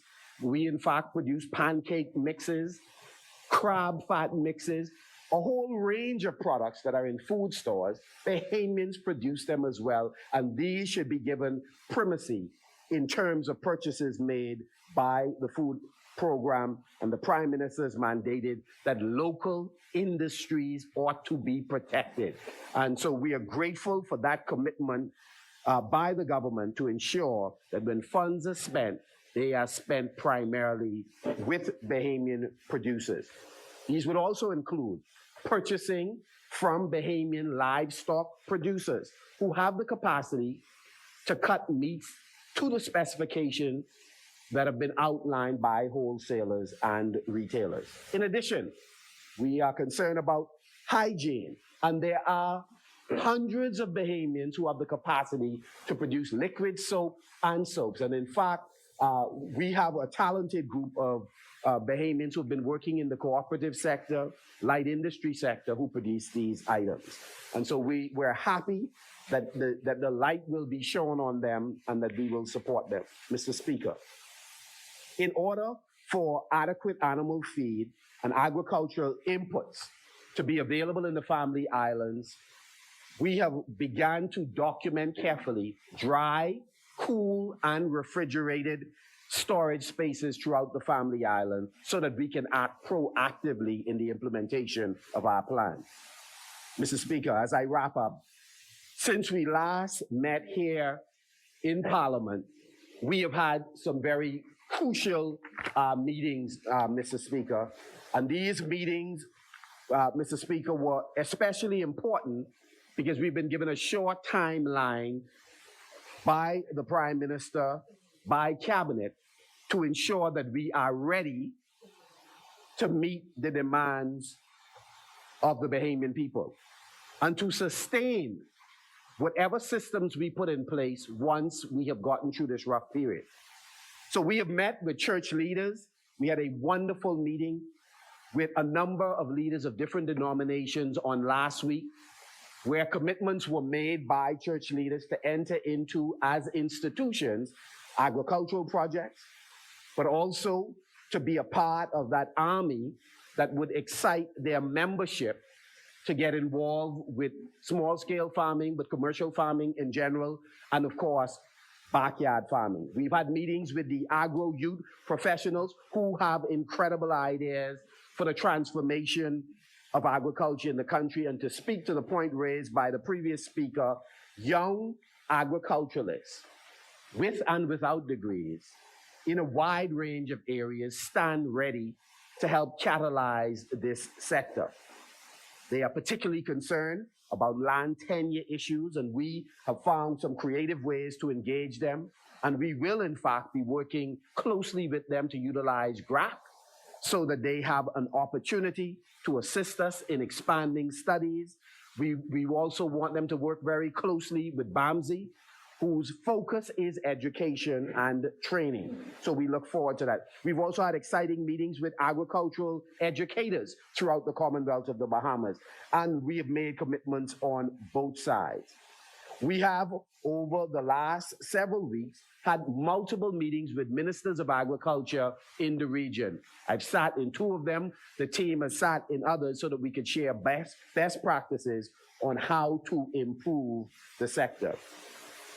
And finally, Mr. Speaker, these are, as we all know, challenging times at both a national and a personal level. We encourage, as we always do when we speak in this house, we encourage Bahamians to keep the faith. I want to thank the staff of the Ministry of Agriculture and Marine Resources, each department, who continue to show up despite their personal challenges and anxieties over the implication of this pandemic on their own lives. The Department of Agriculture and Marine Resources, and of course, cooperatives, Regatta, Land Unit, all of the areas of the ministry, the administration, those hardworking members of BAMSI and BAIC and BASFA, thank you for your commitment to work during the day, during the evenings when we're calling, asking for assistance. And I once again wish to call for national unity. This pandemic does not recognize political boundaries or religious boundaries. It's important that we turn to each other during these times rather than on each other. And to Marco City, as we continue our distribution of coupons, we will now expand to food packages inclusive of fruits and vegetables. I want to thank those members in here who have ordered from BAMSI and BAIC. Angliston, we had wonderful conversations in that regard, and others. And the Deputy Prime Minister have indicated the importance of making sure that there's widespread distribution of fruits and vegetables in Grand Bahama, and the team is responding to that request as well.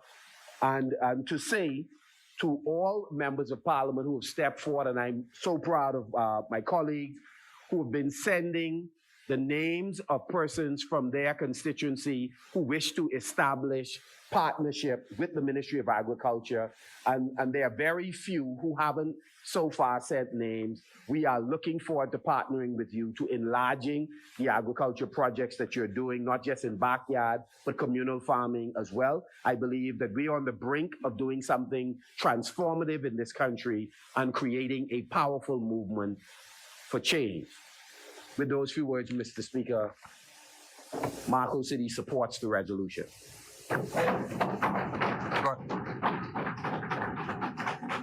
Thank you, Honorable Member. As many. Chair recognizes the Honorable Member for Angliston. Thank you, Mr. Speaker. This is the next turn.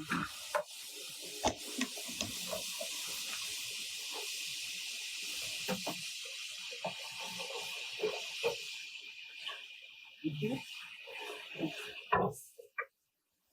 you, Mr. Speaker.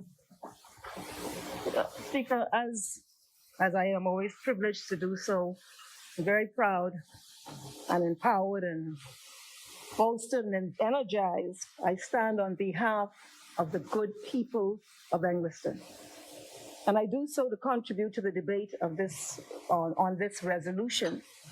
And I want to begin by saying that I do believe that the member for Cat Island, Rumkey, and San Salvador has perfectly encapsulated our case. And so I will bring a very sort of narrow perspective to this argument. But before I do so, I too want to recognize the historic importance of this day. It is the anniversary of what has come to be known as Black Tuesday, where in this very chamber, looking very much like it still does to this day, there was a radical movement or moment where the mace, that instrument there, similar to that, went flying out the window to a crowd of people downstairs. It was an important moment in our history because it represented the first organized, significant political gathering and movement and momentum. And ironically, I heard today from Effie Walk. She was calling me in an unrelated matter. She called me today, and I said, I'm going to call your name in the parliament today. Effie Walks is almost 100. She was the only woman sitting in the council meeting of the Progressive Liberal Party at that time when there was, they were discussing what should happen in the House Assembly. In those days, there was an attempt to limit the voice of the opposition. It's interesting what we were hearing in here before we got earlier on whether we had 5 minutes or 30 minutes. But that was one of the issues, the limiting of speeches and the issue of boundaries being gerrymandered. And Effie Walks was one of the warriors in the room, the only woman at the time. And I want to pay tribute to her because she's still with us today. Her mind is fantastic. And she is just a courageous exemplar in this country. And, you know, when I think of Black Tuesday, it's something I feel very strongly about in terms of our history. I think we have to be very careful that we make a distinction between political distortions and history. I hear it a lot, and it really annoys me because foundationally, we have the same history. You heard the member for Cat Island talk about Black Dick and poor Black Kate. Pompeii, we have a shared history. It is not in anyone's interest, even though you may think so, to create a distortion about whatever happened and why it happened. The role of the Progressive Liberal Party in history. It is what it is. Lyndon Pindling's role is what it is, what it is. A.D. Hanna's role is what it is. Milo Butler's role, it is what it is. Cecil Whitfield's role, you don't have to help me with my speech, my brother. Cecil Whitfield's role. In fact, you know, Cecil Whitfield was so radical. He had to be tamed. He had to be tamed. Be proud that he was part of our legacy. We don't distort it. And you know, I heard the member for Kalani, and I don't want to get too controversial, but I will say this. You talked about looking to see who get crown land. Well, when you do that, I want you to look at the history of land in this country because it speaks to how our people have become impoverished. I came across an article, a portion of the book of Dr. Gail Sanders and Creighton. And they talk about how land was utilized by the then United Bahamian Party. And you know what he says? He said, what they say, that these people, and I don't want to call no names, but they're part of our history. Some of them were knighted by the Queen. They were raised to honor in their exploitation of our people. But what they say, what in that book they say, that these people, the likes of them, and I'm quoting, had almost an unconscious ambition to take over the entire Bahamas, if only to divide it up again for sale and profit. The account of these historians, the ones I've just referred to, say that in their voracious quest for land acquisition, that, and I'm quoting, he, and we're speaking of someone in particular, and his emulator, he's talking about H.G. Christie, took advantage not only of the demand as time went on, cleverly stimulated by advertising, but of immensely favorable local circumstances. Now, these were the favorable local circumstances: shortage of money, failure and hardship of traditional agriculture, the local farmers' ignorance of the value to others of their beachfront lands, muddled and tenuous titles, and an efficient, if not actually corrupt, Surveyor General's Department and Registry. This is what Dr. Gail Saunders and Creighton are saying about it. Over the years, Bahamian realtors built up a veritable land bank of properties. Some bought at windfall prices, but most being items on which options and agency agreements were held. So this is, when the Prime Minister, as a minister responsible for land, wants to look at the history of land in this country, I pray it will not be the product of a political distortion, but an actual analysis of the history of our people, why we are where we are.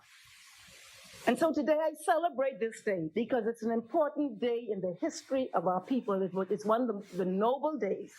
But ironically, it was marked by radical action because that makes right there went out the window. And today we might say, oh no. But in those days, oh yeah, that's how we've gotten rid of the oh no phase of life. But I ain't there.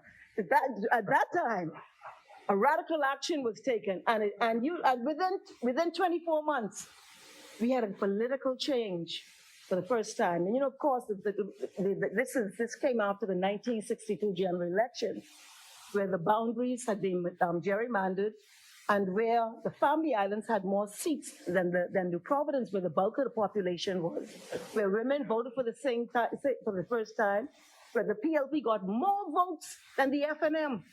UBP, sorry. Let me don't make that mistake. That's a Freudian slip. Freudian slip. The PLP had more votes than the UBP and ended up with less seats than they had going into the general elections. So, this was an important moment in our history, and we mustn't be afraid of it. We mustn't bury it. We must hold it up and celebrate it. You know why? Because it represents the best of who we are, because it represents the fight of an oppressed people for freedom. And so, Mr. Speaker, today, as I stand in this house, all these years later, 55 years later, here we are in this country facing very hard times. The people of Engliston know firsthand that the struggle is real. I contribute on their behalf in this house to tell the government, in case you don't know, the nature of their plight. Many of them have been sent home from places of employment or were self-employed until the state of emergency. They've now been for many weeks without income, not a penny. For many of them, their savings were non-existent because they were working on minimum wage from paycheck to paycheck. And even for those of them who had some savings stored away, they are being rapidly depleted day by day, week by week. They're worried about their inability to pay rent. And we heard the rent plan, and I'm still trying to analyze it because it seems to me that based on that plan, once you qualify, you're still liable for 60%. And if you can't pay that, what is going to be the outcome? What is going to be the result of those people? And so they've been many weeks, as I've indicated, without income. They've lived paycheck to paycheck. They're worried about their inability to pay rent, and they're going to be worried about having to pay the 60% because they don't have it. It's the reality, don't have it. And the prospect of ending up on the streets. And the landlords themselves are stressed, to be fair. I spoke to one the other day. He told me that his rent includes cable, water, and electricity in his name. And he ain't getting $1. And so even they themselves are worried. This is a difficult problem. I understand it, but I'm not sure that what has been articulated today deals with it. And it's complex. All of this is having a negative impact on the existence of people. And then in the face of this pandemic, we see exposed, and I got to talk about this, the slum landlords who climb down from their lofty places of wealth and comfort to go into communities like the one I represent, to demand rents from tenants living in substandard housing places, many of which are unfit for human habitation. We should be talking about that in this rent thing right now. Or we're in the midst of continuous admonition by the Ministry of Health to wash your hands, to stop transmission of this deadly virus. There's no running water. I went just last week to a particular location off Wolf Road, apartment rental units with multiple units. No running water. None servicing any of the units. And there were many children housed in that unit. As we seek to fight off this growing epidemic, the Minister of Social Services don't defend it. Let's look at it and find solutions. Don't say it just happened. We're talking about a pandemic where you're telling people to wash their hands and there's no water. And I'm saying that in the context of the rent, we must look at all of these issues. And the Minister of Social Services should be the advocate, not a political defender. Advocate for rent reform, for housing reform in this country. And I have spoken, I don't know if it's a new building, it might be a new landlord. But I mean, you should inquire, because your mandate as Minister of Social Services protect the most vulnerable in our country. Thank you, Speaker. No, it's not about detention. Do not challenge me on this issue. We should be on the same page. Thank you. Thank you. And so when we talk about this is an issue that I have been speaking about in this Parliament for years. We need to have the courage to address reform as it relates to rental units in this country.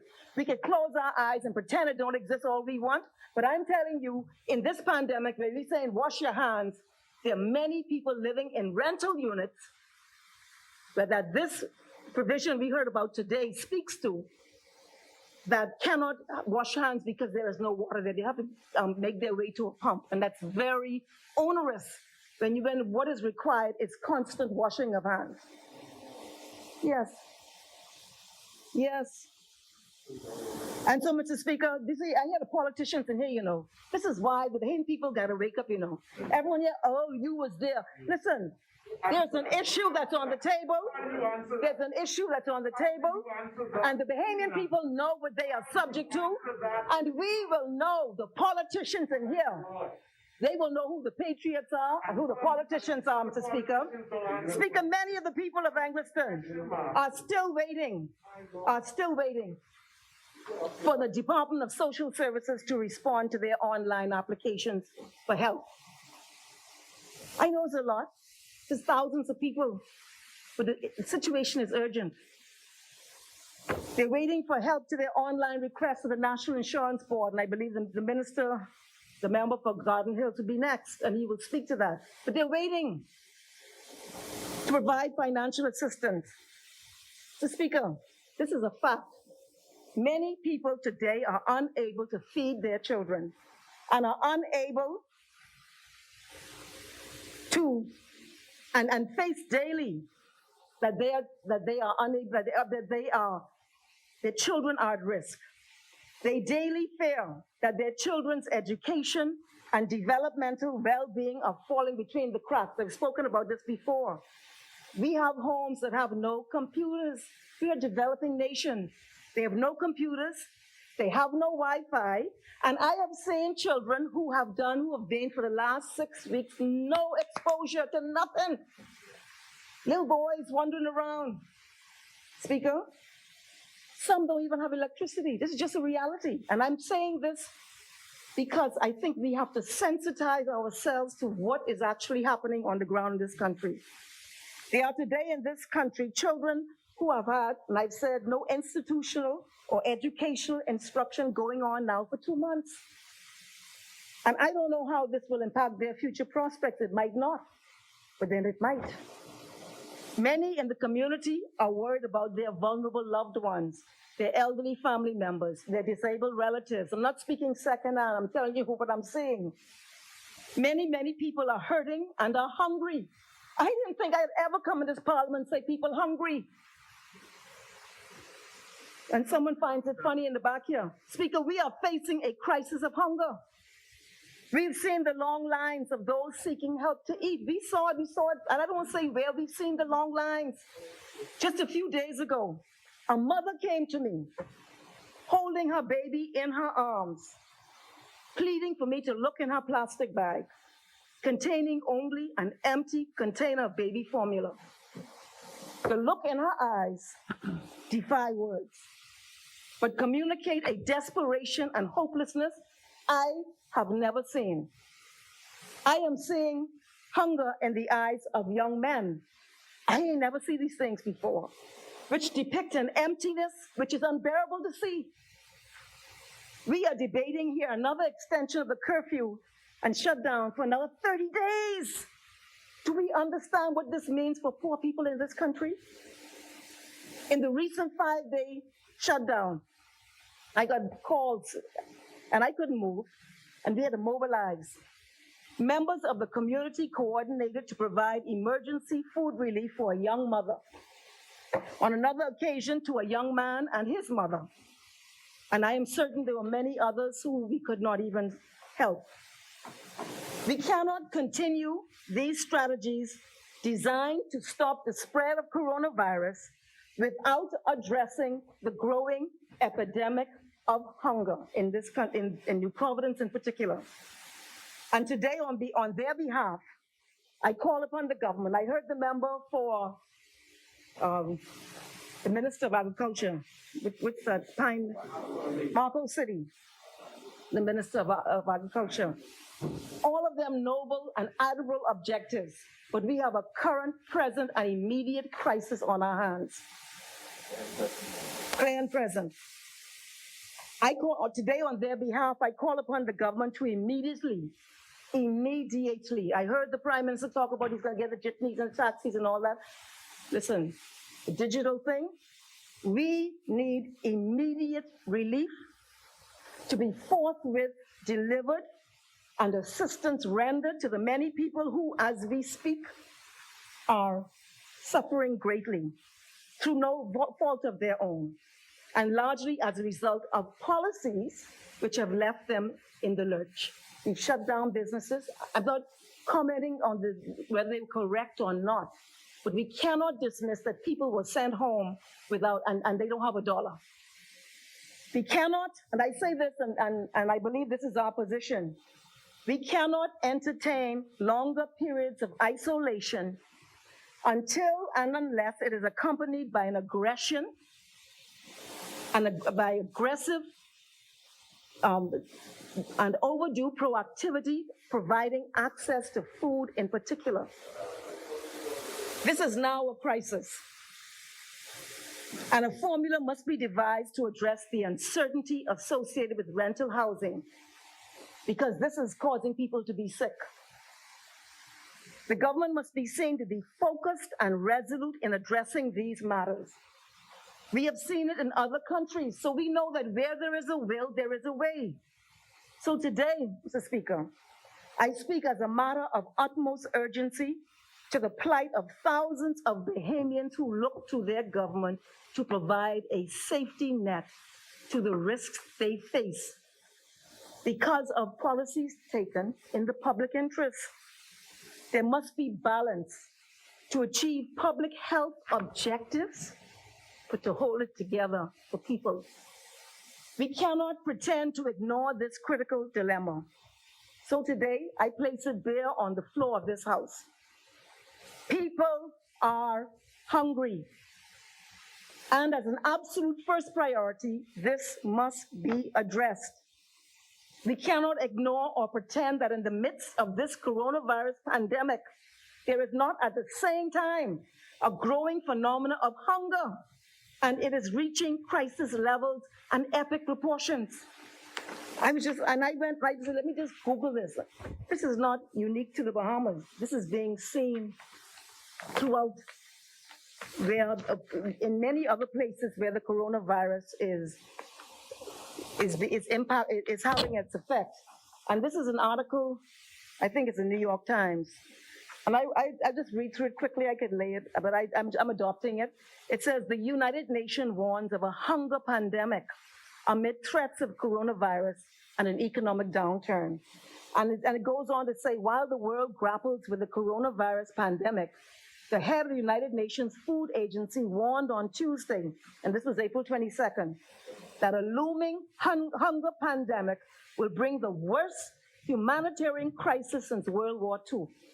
And it goes on further to say, as a result of the coronavirus outbreak and the subsequent economic ramifications, the food agency, this must be FAO, found an additional 130 million people could be on the brink of starvation by the end of the year. The working poor would be hit the hardest as a result of the decline in tourism and exports. Children are particularly at risk as lockdowns in response to the coronavirus are keeping them out of school where they typically could receive subsidized meals. And I know that in the Bahamas, we have been proactive with that in terms of providing the lunch vouchers for children who are themselves on the lunch program. But it tells you that this is a serious issue. And any of us who represent communities like the one I do, or even other communities, will admit, if they are honest, that people are facing issues of hunger in this country right now as we speak. And they're particularly at risk in lockdowns. So I am calling on the government. I understand the nice plans you have, but we need immediate intervention. If you lock down on Friday, by Friday, I'm going to quote, you know what Barbados did? When they went into their shutdown, they delivered 3,000 food packages to who they knew were vulnerable households. You cannot lock people down. They don't have a dollar. It's beyond belief. We have to find a way to step in. And so I'm Prime Minister, I am calling on you to ensure that by the time we go into a lockdown on Friday, that some strategy is devised. And I don't know what it is in such short time, but we have to find a solution. We cannot entertain longer periods of isolation until we find solutions. The government must be seen to be focused and resolute in addressing these matters. We've seen it in other countries. They said they did in Barbados and other countries. Where there is a will, there is a way. Today I speak as a matter of utmost urgency to the plight of thousands of Bahamians who look to their government to provide a safety net to the risks they face. People are hungry. And they are asking today, the competent authority, where is the heart? Like the Prime Minister asked this question, but this is what the people are saying. Where is the heart? Is there a soul? Can their cries be heard? In Engliston, we are doing our best to counter this. We've provided in the last few weeks hundreds of hot meals throughout a community program from a community center. And there are many NGOs, not related to me, connected to me, who are also in Engliston. One of them was my opponent. We had a very good discussion in the last election. And they're in there providing, rendering assistance on the ground. But the scope and immensity of this crisis demands the intervention of government. This is the only way you'll put an end to transmission, believe it or not. Even though at the core of this crisis is the disease, which continues, it appears to evidence exponential growth. And I was very interested to see what the government says about what's happening and what the leader of the opposition said by reference to the academic study at University of Bahamas, which it causes some concern. And it may be related to the CNCDs, the chronic non-communicable diseases. The chicks are coming home to roost. Our hospitals are strained. These are institutional weaknesses that are being brought to the fore, and they're historic and speaks to all of us. But we must find a way to simultaneously, while we're looking at the core disease, simultaneously create multifaceted, related challenges cannot be ignored or overlooked, multifaceted responses, and which requires equally intensive responses. The COVID-19 dashboard speaks to the amount, who's been diagnosed, who's died, et cetera, but it does not, we don't know what the statistics are of human suffering due to lack of food. I know what I've seen. It ain't scientific, but it's a problem. It's a serious problem right now. There is no doubt, and I want to say this, that there have been many missteps have occurred, and there's been, in my view, misguided policy decisions. I found it interesting, the member for Bamboo Town spoke about the road traffic department, because it boggled my mind that you spoke about social distancing, and then you tell everyone you gotta come, pay light bill, and go to road traffic at the end of the month. And you end up with thousands of people piling up on each other, and it's almost as if sometimes it looks as if the left hand doesn't know what the right hand is doing. And so I wanted to urge that there be a coordinated approach. You need social distancing, okay? So you don't need to tell people go line up to pay no light bill. I know we've reversed that. The alphabetical thing in shopping. I said to the Prime Minister, we were here last time, I urged him to rethink that. Yes, he did. But before he did, we had absolute chaos, and all of these are not desirable circumstances for social distancing. So I only raise it because I am encouraging that the competent authority signal to the Bahamian people that there is a comprehensive, integrated plan that is rational and consistent with the fundamental premise that while we are dealing with person-to-person disease transmission, you got to establish that principle. You can't come all over the place with that. However, but at the same time, we must put front and center the well-being of each person. We cannot just say that people are potential transmitters, and you must do this, you must do that. We must remember that the potential transmitter is a whole human, and you have to look at the entirety of that individual, particularly when you're asking them not to be transmitters. And so, Mr. Speaker, I want to say, and my 2 minutes and 10 seconds, we support our government. The member for Cat Island said that. We support our public servants. When you go, they're there with us. And when we go, they're there with you. We support our healthcare workers. We support the police and defense force officers. We support the supplies officers. We support the sanitation workers.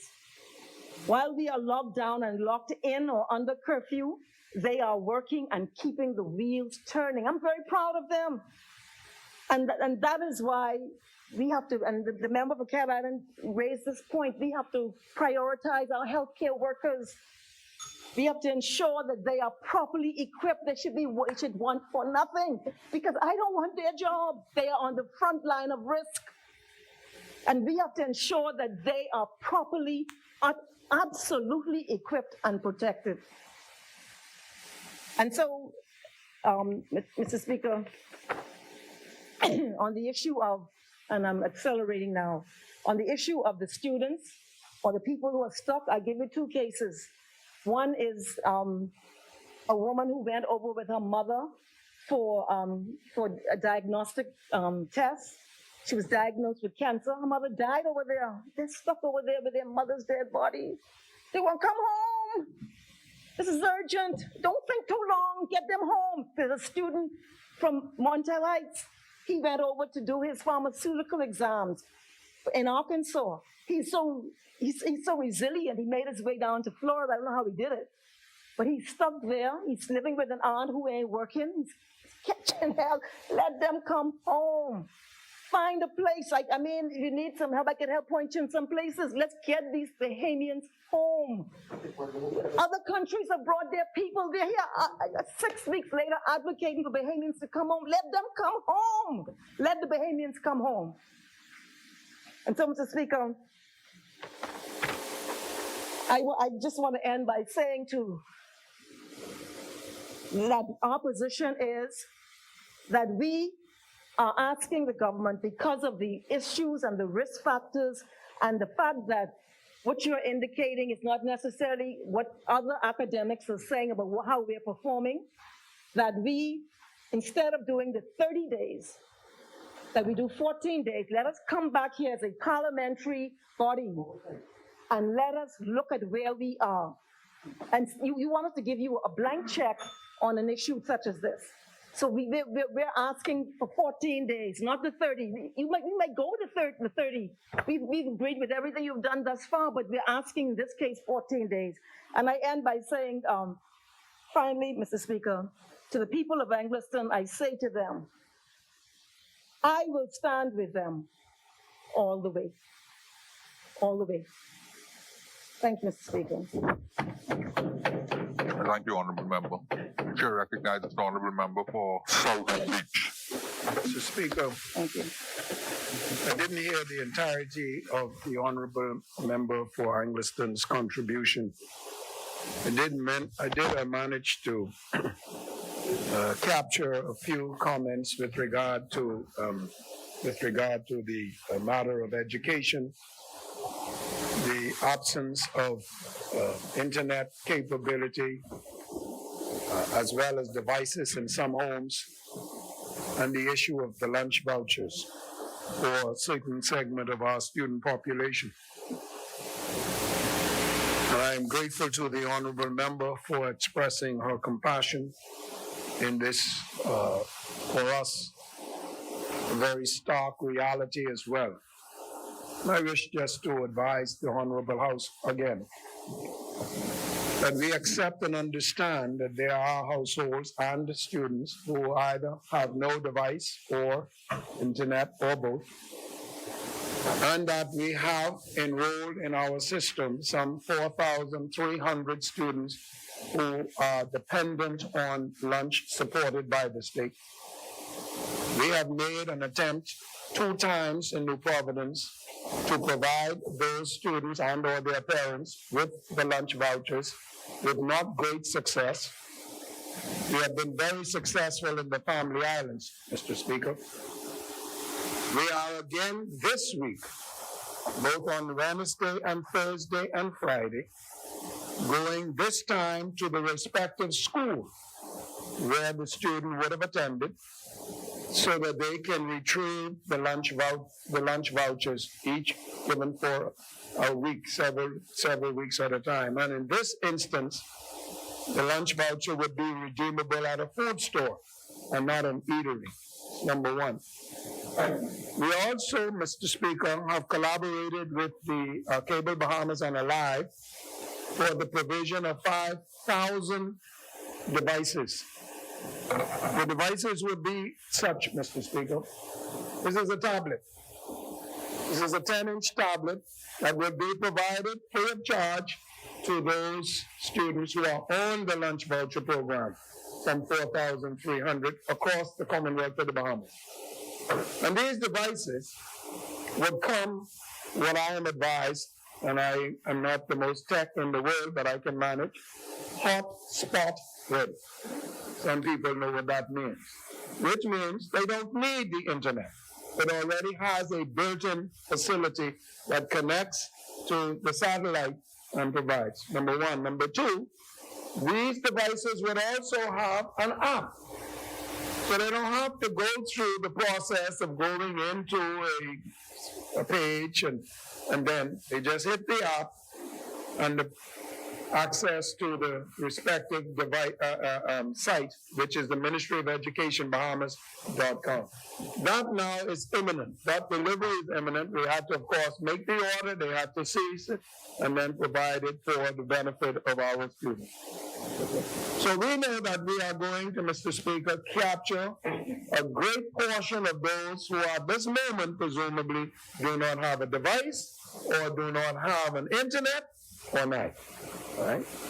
What we have also done, sir, is we have collaborated once again with Cable Bahamas and Alive, and we are providing, and I'm grateful to the Honourable Member for Cat Island, who, again, with his great advice and suggestions, collaborating with Alive and Cable Bahamas in providing the instructions on channel 296, 296, 295 in the Family Islands and channel 12. That facility, sir, was conceived by the Ministry of Education, and we entered into an agreement with, again, Alive and Cable Bahamas. And there's another channel, 296, that is going to become available in a very short period of time, Mr. Speaker. So the ministry and this government, sir, recognizes where there is a potential deprivation in this circumstance. And we are working, and we have already provided significant support for those students who may not be able, for whatever reason, to have no internet or to have no devices. And I'm grateful to our government for that support, and I'm grateful for the Ministry of Education for that vision, in the director, and in the permanent secretary. Thank you, Honorable Member. Chair recognizes the Honorable Member for Carmichael. I'm simply rising because of the number of senator raised, that I think it's very important nationally. I indicated previously that I was going to follow up and that I want his follow-up with respect to the pumps, the challenge that he indicated. I'm advised by the ministry that every pump except one is working. And there's only one where there's a challenge with some water settling now. And we're certainly going to be seeking to do whatever we can to ensure that that is fixed. Thank you, Honorable Member. As many? The chair recognizes the Honorable Member for Mangrove Key, South and Central Andrews. Thank you, Mr. Speaker. Just a moment. The chair recognizes the Honorable Member for Bamboo Town. Mr. Speaker, a brief intervention here. Mr. Speaker, we have tried to be out of this place by 3. The Senate was supposed to have met at 3 o'clock. The staff both of the House of Assembly is the same staff that meets in the Senate. So we are trying, given what we're experiencing in the House today, to be as judicious as possible with this time, because obviously we thought we had an agreement with the other side. So I don't know how long.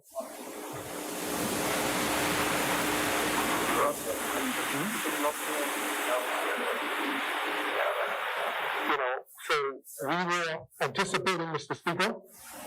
I know there was a view on the other side that both houses can meet simultaneously. That's impossible, because at the end of the day, the same staff that service the House of Assembly is the staff that services the Senate. And so I don't know whether the 2 members on the side opposite are intending to speak for 30 minutes apiece, because if that's the case, Mr. Speaker, we're going to have to shut the debate down. 10 minutes apiece. 10 minutes apiece. Okay. Divide 10. If it's 30 minutes apiece, Mr. Speaker, we're going to have to move that the question be now put for us to be able to accommodate the Senate. It's not arrogance. It's not arrogance. The rule says that at any point in time, any member can rise and ask that the question be now put. And arrogance would simply mean that we should be uniform. But we went into unity this morning, and the whole question of the time frame, we wouldn't have been here if we stuck with what was agreed on March 26th. And so at the end of the day, we all say 10 minutes. We all say 10 minutes, then my Prime Minister is acceding to that. And so we'll give 10 minutes apiece. So we're hoping, members, let's be respectful of each other, man. Let's be respectful of the fact that the Senate has to meet. So with that, Mr. Speaker, I take my seat again. Chair recognizes the Honorable Member for Mangrove Key, South and Central Andrews. Thank you, Mr. Speaker.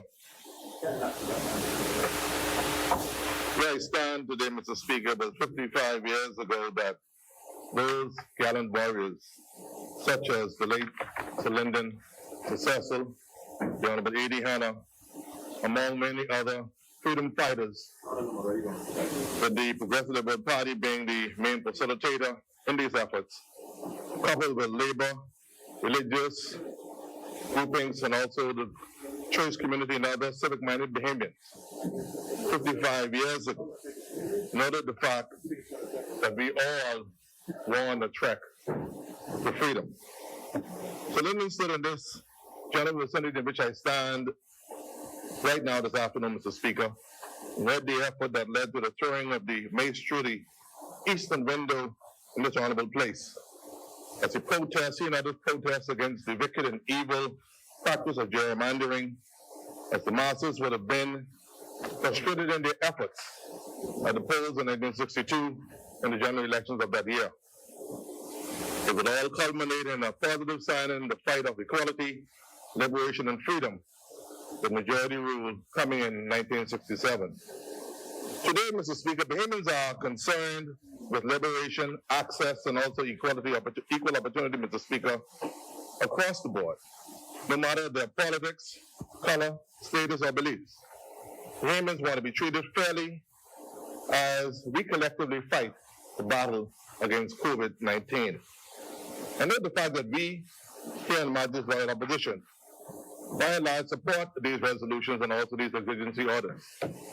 But the reality is the Bahamas and Bahamians this afternoon, many of them are hungry, frustrated, and some are losing hope. And those who would have been furloughed, especially in the private sector, are very concerned and have been consistently frustrated, many have relayed to me in no small way, at the efforts to access the benefits at the National Insurance Board and other relief agencies. We do not need Bahamians to sink into a state of despair. We still have Hurricane Dorian that has dealt a heavy blow to our society. The monies have been spent. For the most part, the small man in his everyday life says he hasn't felt much of the impact of the money that we hear about that would have been spent post-Hurricane Dorian. The spirit of national unity and the army that the Prime Minister often speaks about is a good effort, and we look forward to wearing national colors tomorrow. But I know the fact that, like the member for Centerville would have noted earlier, with an economic recovery committee that has been named, and I only have about 10 minutes, Mr. Speaker, so I will skip over my general notes, by the Prime Minister, all persons generally will have to consider who support the governing side very openly or have leanings in that regard. So different Bahamas and one that is all encompassing. Why couldn't we avoid names such as Mrs. Komalafe of the DNA, I. Chester Cooper, for example, James Smith, a young liberal like Mr. Saunders from the PYL, a Lyndon Nairn, a Lester Cox, a Reynard Rigby, a Phil Galanis, or a Lincoln Deal, a torchbearer. This is what I'm talking about, a different kind of Bahamas. People want to see people who have a different perspective. The same old will not work any longer in the Bahamian context. Our Bahamian people must see and feel a new sense of incorporation and unity in the 21st century Bahamas at a national level. Good afternoon, Mr. Speaker. I must note, since I'm going to take a non-secretarial approach in my presentation, that as I noted, the member for South Beach would have presented earlier and showed the tablets. But for me, the students in South Andros, Mr. Cable, because there's no cable in South Andros, Mr. Speaker, and poor telecommunications and internet services, the virtual classrooms are not accessible for the most part in my community. Family Islanders are still this afternoon as the member for Elizabeth would have tried his best, and he's one who I've gained much respect for over the years, and we'll talk about that privately, but he's one who I think has tried very hard. And he's known to be very candid. But we still need doctors in our family islands. The testing capacities and facilities are still needed in our family islands that we also need in New Providence.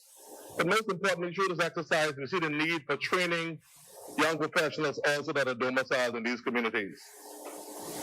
I had a number of texts and WhatsApp messages coming to me where our people in the family islands would like to see the restaurants open on a consistent basis, since there are no major challenges, with social distancing, of course, being a part of the barometer, where those who are in Deep Creek, for example, at the Point, or maybe Nathaniel Adams' place over in Black Point could be opened, or Mr. Road, place of Theresa Bannister, Little Harbor, or Lisbon Creek could be opened, or even Limes, Great Count Stand, and Little Harbor and Mangrove Key.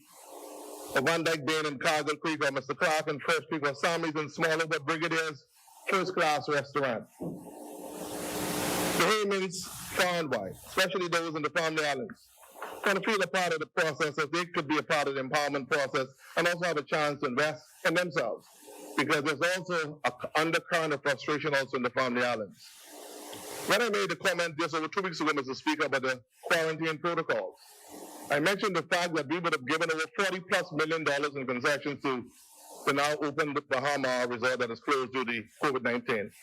And that maybe a wing should have been used for the quarantining of persons who we consider to be super spreaders, or who those who are doing the surveillance are very concerned about. There were those who chuckled and gave various commentary about it across the floor. And here we are, we still come back to the same comment and commentary this afternoon. Why haven't we as the Parliament or the government leading its charge under this order use its remit to have the powers to utilize the facilities at Courtyard on West Bay Street, Breezes or Sandals, for example, for those who've been quarantined? It is almost impossible to tell me that someone who maybe who is showing basic signs, and they go back home to self-isolation, into a Yellow Elder, or Beantown, or Mountain Heights, or somewhere on, even in the Eastern Road District. The average Bahamian home has between 4 to 10 persons living in them. And the contact tracing has been a challenge.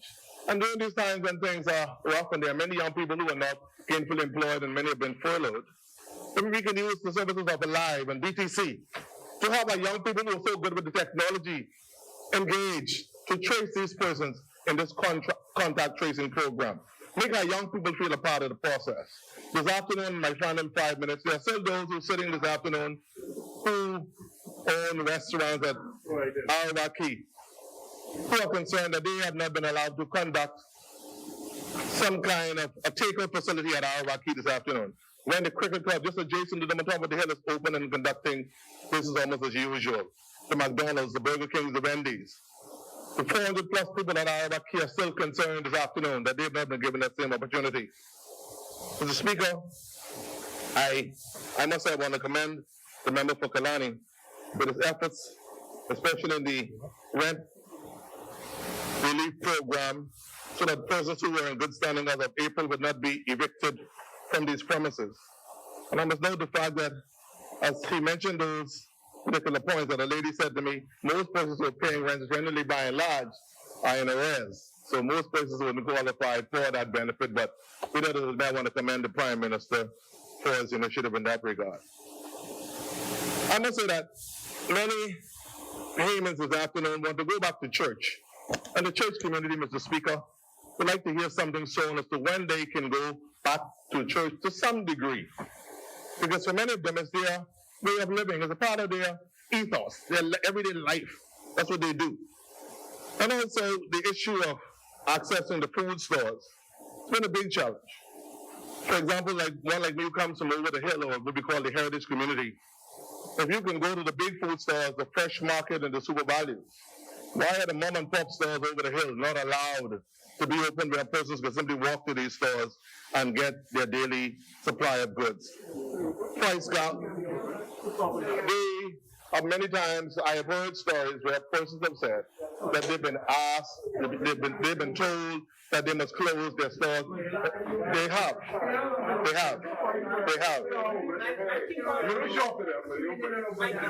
Mr. Speaker, I know which I speak. I even got someone who even would have referred the same matter to me from the Foxhole community. So I'm not guessing about it. Price gouging, Mr. Speaker, is something that we must be concerned about. And also, I must note the fact that social services, for example, this afternoon, Mr. Speaker, the vouchers and my people would use in the South Islanders community in particular are being challenged in the community of South Andros. Mr. Speaker, after the rain would have fallen a few days ago, the crabs would start to walk. I know the curfew starts at 9 p.m. I'm saying, Mr. Speaker, that the government have to consider that. As I wrap things up, Mr. Speaker, our people would need to go on the outside to catch some crab. and also be given some latitude to come to Nassau and the captain box to the Lady Katrina to sell their cars. I'm asking my people, Mr. Speaker. And also, Mr. Speaker, I know the fact that to the member, the good member for Marco City, that the fisheries officer in South Angeles, the Mango Key District, which is the second highest ranked fishing community outside of Spanish Wells, still need their boat and the transportation to get around there in that community. Our people survive it through crawfishing, bone fishing, sponging, crabbing, white crown fishing, Mr. Speaker. Today is a special day. It's a day that we celebrate today, one of equal opportunity for all Bahamians. Mr. Speaker, today we pray for a holistic society, one that we can all be proud of, and we pray for the scourge, Mr. Speaker, to leave our land quickly of COVID-19. Till the road we trod leads unto our God on this most commemorative 55th anniversary of Black Tuesday. Let us continue, Mr. Speaker, collectively to march on Bahama land. Thank you very much, Mr. Speaker. Thank you, Honorable Member. The chair recognizes the Honorable Member for Fox Hill. Mr. Speaker, the member for South and Central Andros said, and he mentioned Fox Hill, that people could not shop in the community. I have with me a coupon that's written on any budget. One is on Burnett Road, Fox Hill. I would like to set that record straight, right here.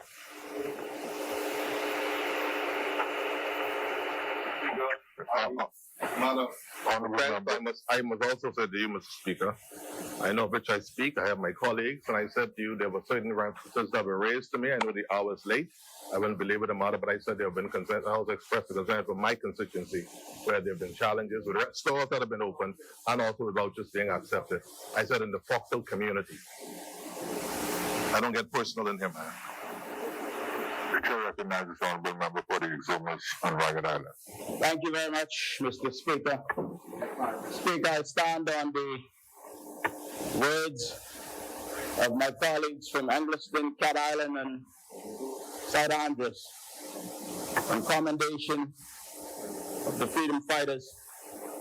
And we wish all Bahamians who benefited from the fight a happy Black Tuesday anniversary. We are living in trying times under incredibly stressful circumstances that will test even the most unshakable amongst us. These are desperate times for many who've lost their jobs, their livelihoods, and see no light at the end of the tunnel. These are times that will define a generation.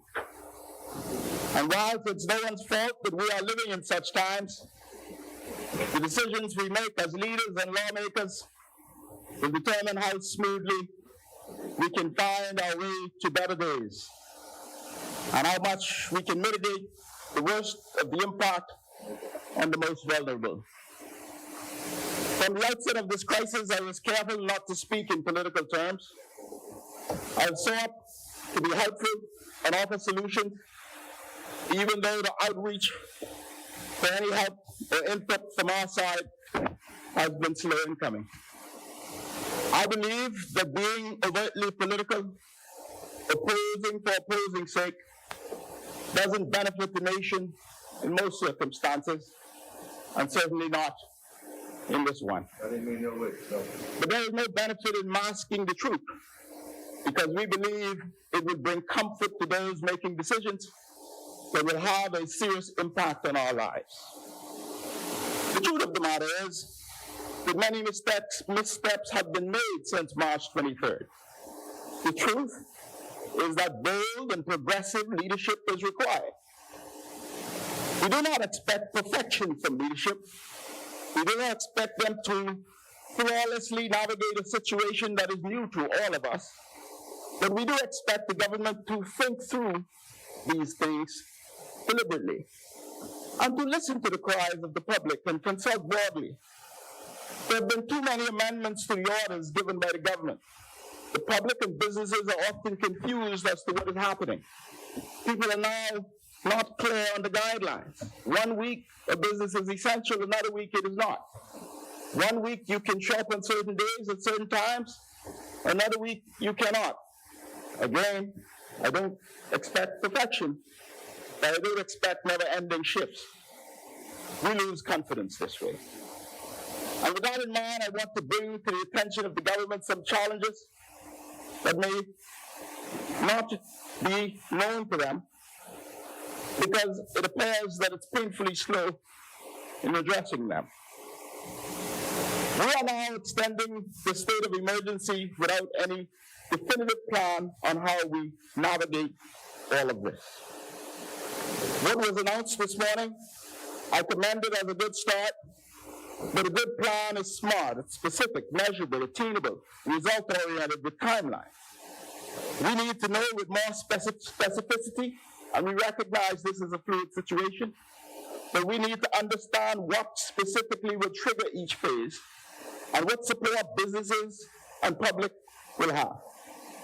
What will the new normal potentially look like? Businesses and individuals want to plan. When the shutdown ends and people have no jobs to go to, that will be a great time of reckoning.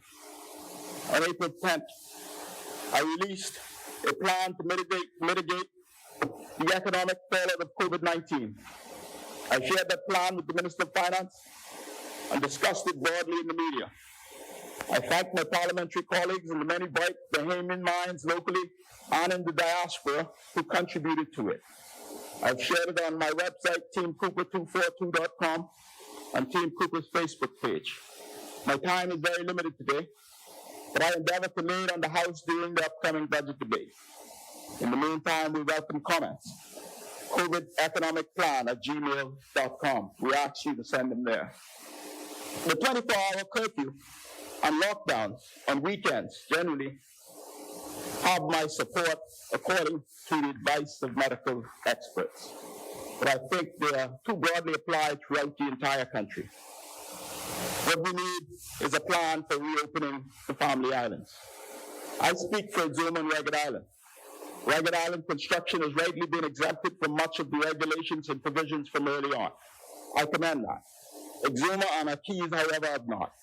And I note that there have been many little testing issues or testing generally done in Exuma and the other family islands. From the literature and best practice I've read, widespread testing is key to opening up the economy, and this is something that the opposition has advocated for from the very start. Mr. Speaker, while I do not support opening ports or opening family islands to domestic nor international travel, I do not understand why, after more than a month, Exuma and other family islands continue to be on lockdown when there have been no cases of COVID-19 on the island, and no one there has reportedly displayed symptoms. There are many businesses that can reopen with social distancing protocols in place. Many other sectors of the economy in Exuma remain closed with a 24-hour curfew still in place. Dr. Dow Regis has stated publicly that these family island communities, aside from Bimini and Katki, are safe. I trust her word and would argue that the government ought to reconsider its curfew and lockdown policy with regard to some of these family island communities. Do it deliberately, do it cautiously, protect the borders, but allow the family islanders to get on with their domestic economy in many more respects. The Nassau-centric attitude of governing the Bahamas has carried over into the management of the coronavirus crisis. I note, Mr. Speaker, that the recent Economic Recovery Committee has not a single family island representative on it. We find this insulting and unfortunate and disrespectful. For Nassauvians to pretend to know what is good for communities they are not a part of, in many of the family islands that they perhaps have not lived in and may not understand the issues. The family islanders deserve to be around the table, not just forwarding ideas to people who perhaps don't understand the underlying concerns and assumptions. I also note that the government did not even bother to ask the PLP for one recommendation to serve on this committee. I wonder if the economic recovery of the Bahamas is just an F&M issue. I guess there is still time and place for politics in all of this.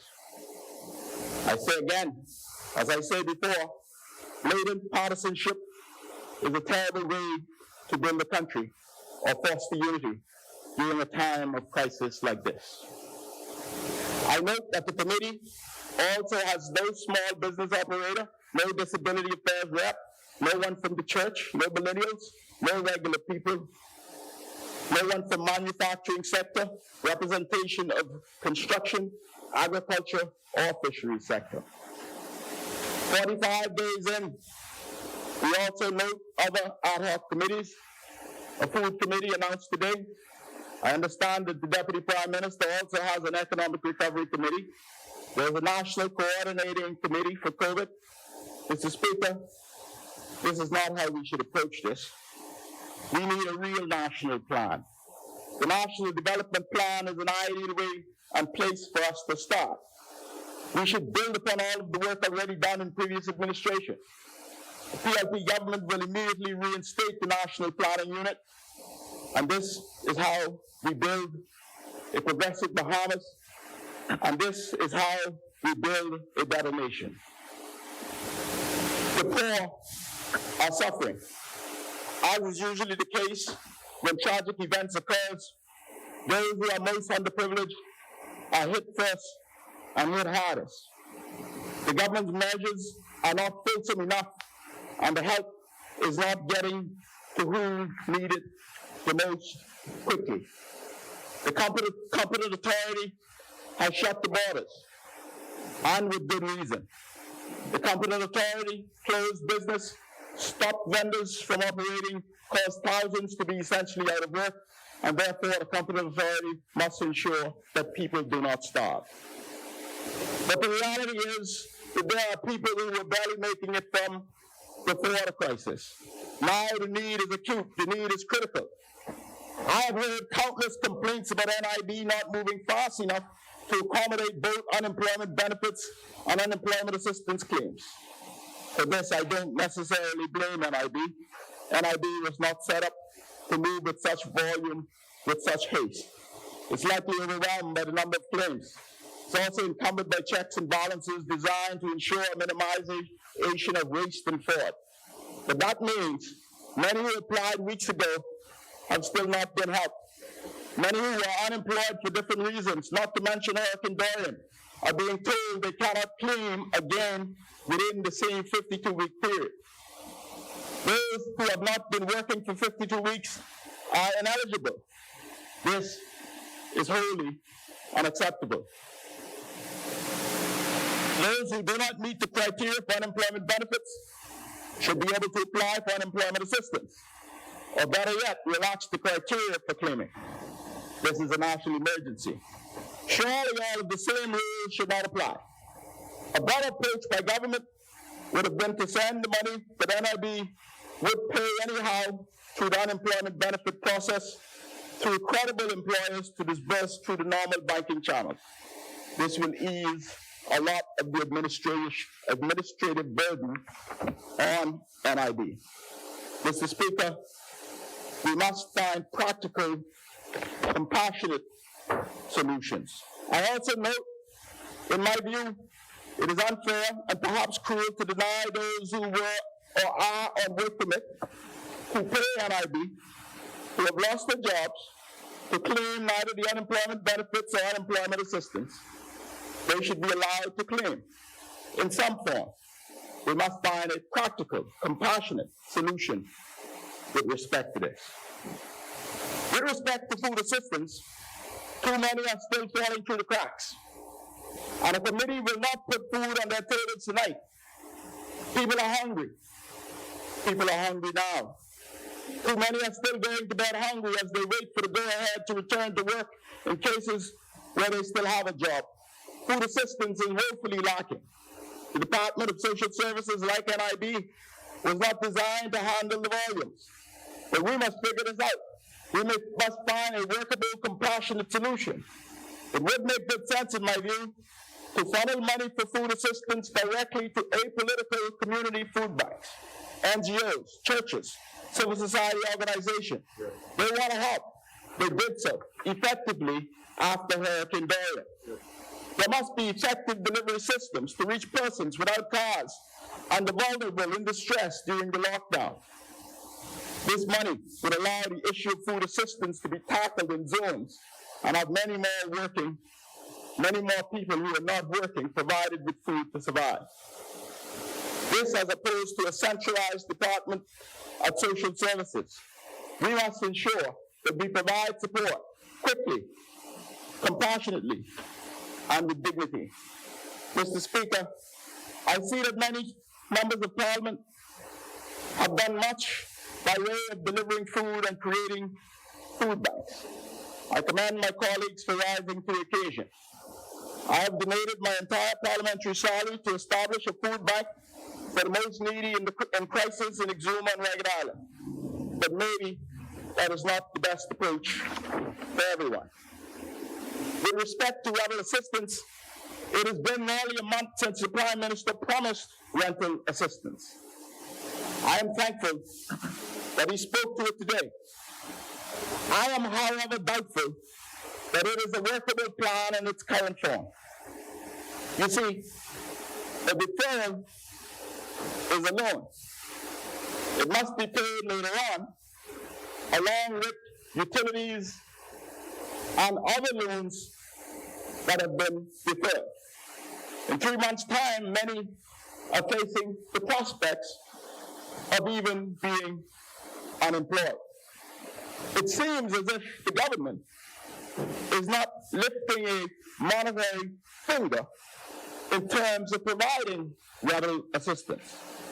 My suggestion would be a disbursement of an amount, say $500 for those Bahamian citizens paying residential rents who are laid off or who are unemployed due to the COVID crisis. Renters should be asked to provide proof of their job loss or their income loss and a copy of their lease.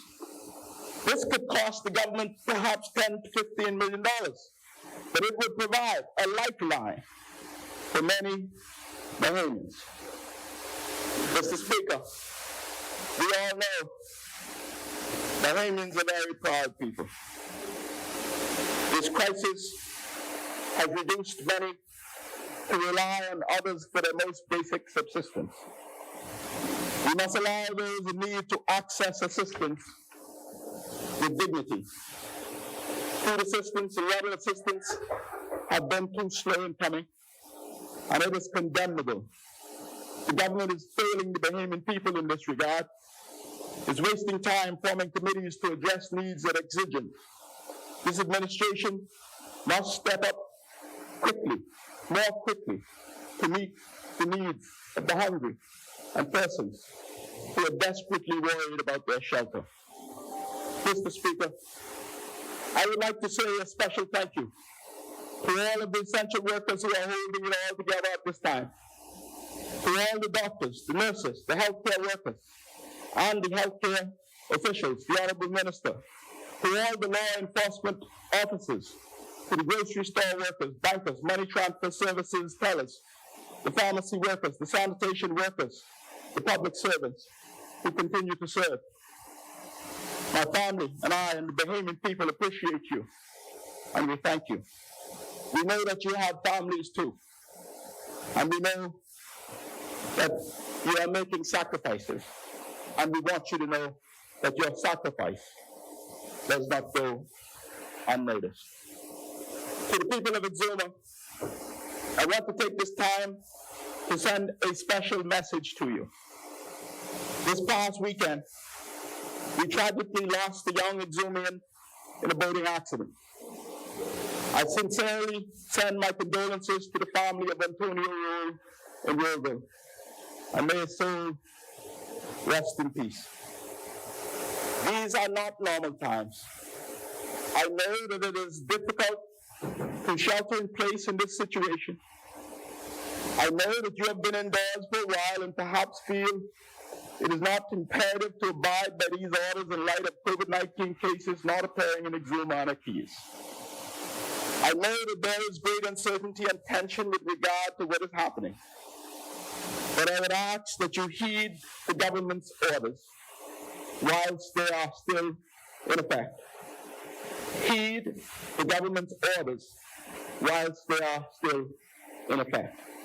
For those of you who may need food, please contact Team Cooper's office at 524-8587. We want to reiterate that this food bank is colorblind, and we provide assistance to the needy, irrespective of political orientation. I continue to work on behalf of you, the people of Exuma and Ragged Island, and I will see you soon, just after the ban is over. Mr. Speaker, this period in our lives, this moment in history, can either bring out the best or the worst in us. When we are at our best is when we are kind to others, when we are considerate of one another. Humanity is at our best when we are generous with one another, when we carry our brothers and sisters who no longer have the strength to carry themselves. We are at our best when we learn from each other. The Bahamas will rebound from this. Exuma and Ragged Island will rebound stronger than ever. This virus will not be our downfall. It is taxing our patience and our resources, but we will not be broken. We are children of God, the creator of all things, the Father of wisdom. He did not put us here on this magnificent planet to perish, but to protect this great planet and to benefit from it. He has put us here to manage this planet and to endure so that we may honor him. There is light on the other side, and with God's grace, we will see it together. May God bless Exuma, Exuma Keys and Ragged Island, and may God continue to bless the Commonwealth of the Bahamas. Thank you, Honorable Member. The chair recognizes the Honorable Member for Garden Hills. Thank you, Mr. Speaker.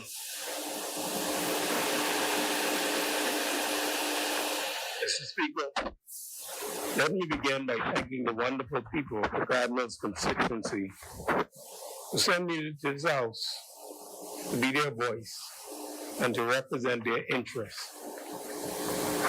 Mr. Speaker, I'd like to begin by extending condolences and sympathy to the children and the family members of Coach Chairman Smith. Chairman was a member of the Cardinals constituency. He taught at Carlton Francis Primary School. He was known as Coach Smith. He was a devoted member of the constituency and a fighter for justice. May his soul rest in peace.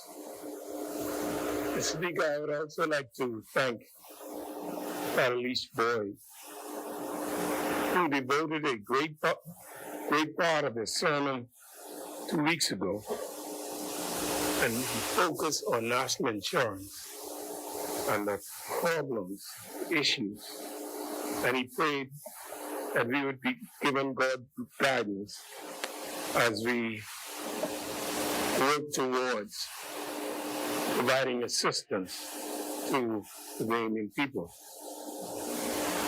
Well, Mr. Speaker, I am indeed grateful that, and I'm comforted that persons everywhere are mindful of what we do. But I just want to, before I get into my contribution, Mr. Speaker, just talk about a couple of things that came up just this morning, Mr. Speaker. And I was reminded that this is the 55th anniversary of Black Tuesday.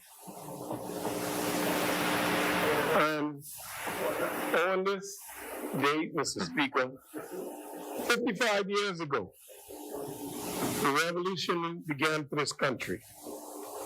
And I'm here today to report to those revolutionaries.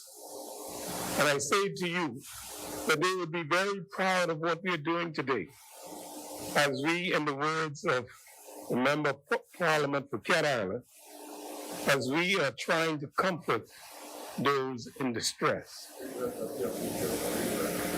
As our response,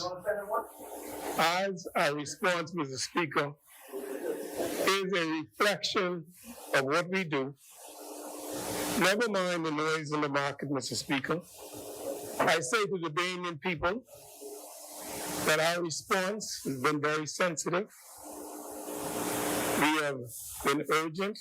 And Mr. Speaker, when you look at the number of Bahamians who've been touched by the National Insurance Board, you would say, Mr. Speaker, that yes, there's hope for every Bahamian. Mr. Speaker, we have provided partial income support of over $16 million to 20,000 Bahamians in just 1 month. Mr. Speaker, in 30 days, we've distributed and dispersed to the Bahamian population $16 million, and we've touched 20,000 Bahamians. Mr. Speaker, if my mentor, His Excellency Adriana, was in this place today, he would say, you're going to wipe away the tears from the eyes of every single Bahamian. Mr. Speaker,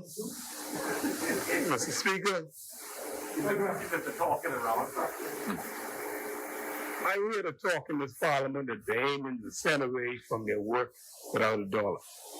That's not accurate, Mr. Speaker.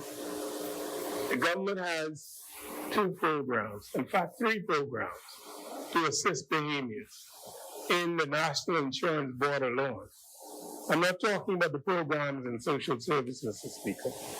So there's the normal unemployment assistance to those persons who are working for a company or hotel, and they've been sent home or they're laid off at this time. They are getting assistance from National Insurance. In addition to that assistance, Mr. Speaker, we took the carefully considered and deliberate step to create assistance for persons, self-employed persons in the touristic industry. Hundreds of persons, the jet ski operators, the taxi drivers, all of those persons are covered. A special program is set up, and funds have been dispersed by National Insurance to these individuals. In addition to that program, Mr. Speaker, you're all aware that the government took another step. He said it was not enough just to take care of those persons in the touristic field. We then extended the program to include the hair braider, the barber, all those persons over the hill who've been affected by COVID can now come to National Insurance and get assistance.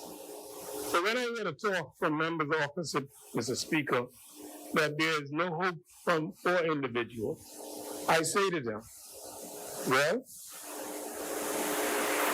20,000 persons have been touched, $16 million have been spent, and this week, we're going to spend another couple of millions, Mr. Speaker. Mr. Speaker, I'm here to talk about the vendors on our key and how they are depressed and cannot get assistance.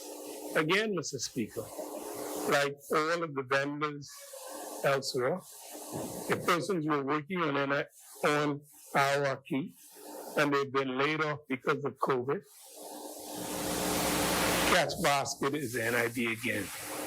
If you're self-employed and you're in a hierarchy, again, assistance will come to you from NIB. Mr. Speaker, there's been lots of talk about protecting individuals on the front line. The government is very, very mindful of that position.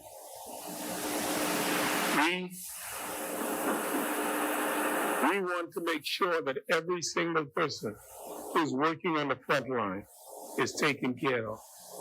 That is why the Ministry of Public Service and other government ministries have collaborated. And just this past week, we are making sure that those persons who work for the public service, who are working on the front line, are getting the appropriate gear to make their work possible. So yes, we all care about workers on the front line. And so we march on, we do our best, and we provide them with the assistance. Speaker, in another life, Mr. Speaker, I had another job, and I always used to challenge my students and ask them, why do you think in the Bahamas, the areas that are more depressed than others have always been represented by the PLP government? And they've been in government for so long. Mr. Speaker, I understand that challenge. I don't understand why, Mr. Speaker, the Minister of Works and the Minister who had responsibility for water could not, in 5 years, while he was the Minister with that responsibility, deliver water to his constituency. And yet, Mr. Speaker, they want us to believe that they can govern. Well, first, you must show what you do, or what you can do, when you're given an opportunity to lead. Mr. Speaker, I am somewhat disappointed, though, Mr. Speaker, that my good colleague, I call him my member of parliament, I am disappointed that his own party does not listen to him. I am disappointed. This is the second time that he has come out publicly with a statement which demonstrates that his party don't listen to him. You know, when he spoke a couple of days ago, when COVID first came in, he said, let's go out there and borrow the money. Let's make sure we get this money in. The next day, the PLP come in the papers and say, no boy, don't borrow no money. Today, the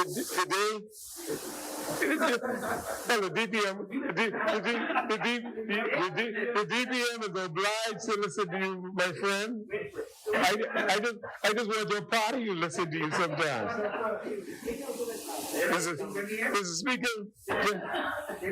Mr. Speaker, just today, my good friend and my MP says, well, let's forward this assistance for food to an independent body. So let's make it political.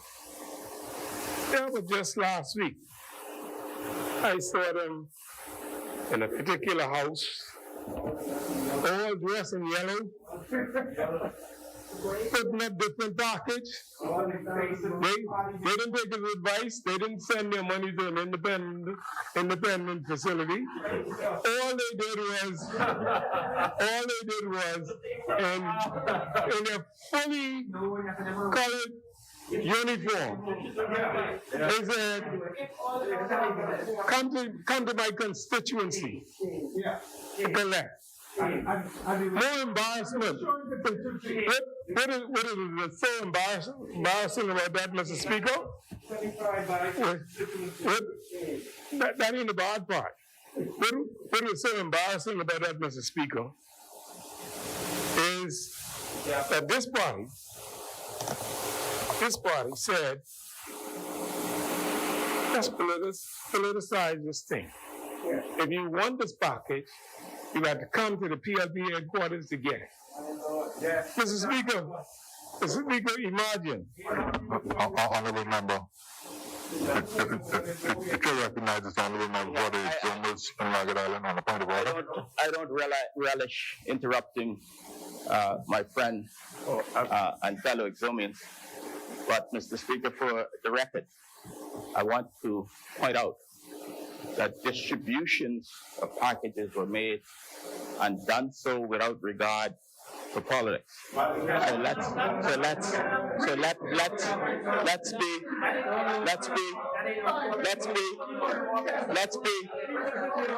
very clear. Let's be very clear. The instructions from our leader, Mr. Speaker, instructions from our leader. Honorable members. The instructions from our leader was very clear.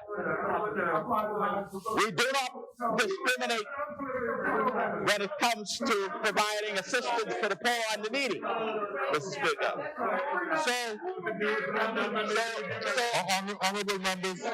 Honorable members. So I encourage the member for Garden Hills to let's not descend. Let's not descend. We all have an obligation to help. And I know that he is doing some assistance as well in Garden Hills, and I trust that he is ensuring that there is no discrimination for food, much like our leader mandated.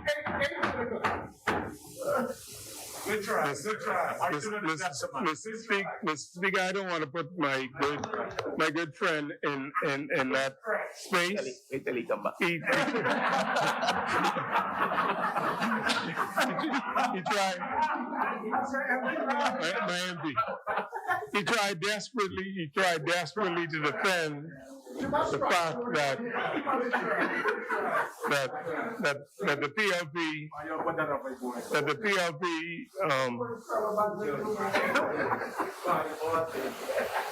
encourage every single member of a community to come to the PLP headquarters to collect the goods. But Mr. Speaker, I want to commend the leader of the opposition and his team. I want to commend them for sending 20 bags, food care package, 20 to the constituency of Garden Mills. Now I don't know the clothes to get as long as you wish. I don't know who determined that it was a good thing to go in the air and say, we can provide you with food and then send 10, 20 packages to a constituency with over 6,000 votes. And so, Mr. Speaker, I said all of that to say that the Member of Parliament for Exuma has good intentions, but he's in the wrong party. He did bad company. You know, I always say that he come from Forbes Hill and I come from Black Point. They're the two small communities that sometimes people don't honor too much. But two things we have in common. Forbes Hill and Black Point have always voted for the FNL. Always.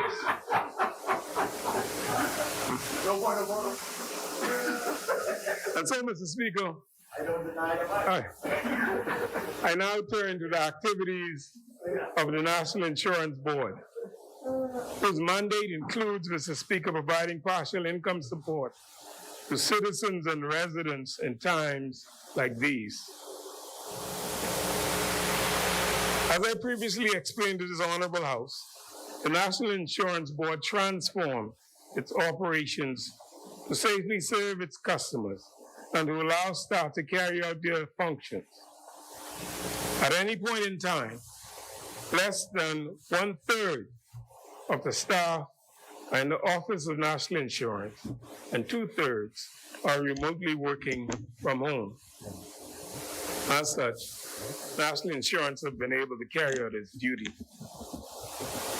In terms of the unemployment benefit, Mr. Speaker, NIB from the 20th of March to the 25th of April processed over 20,000 unemployment claims and paid out approximately $13 million in one program and $2.7 million in another program.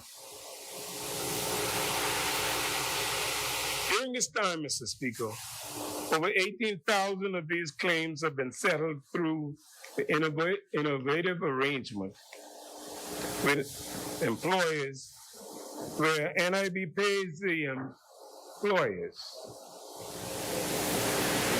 pays the employees through the employers directly.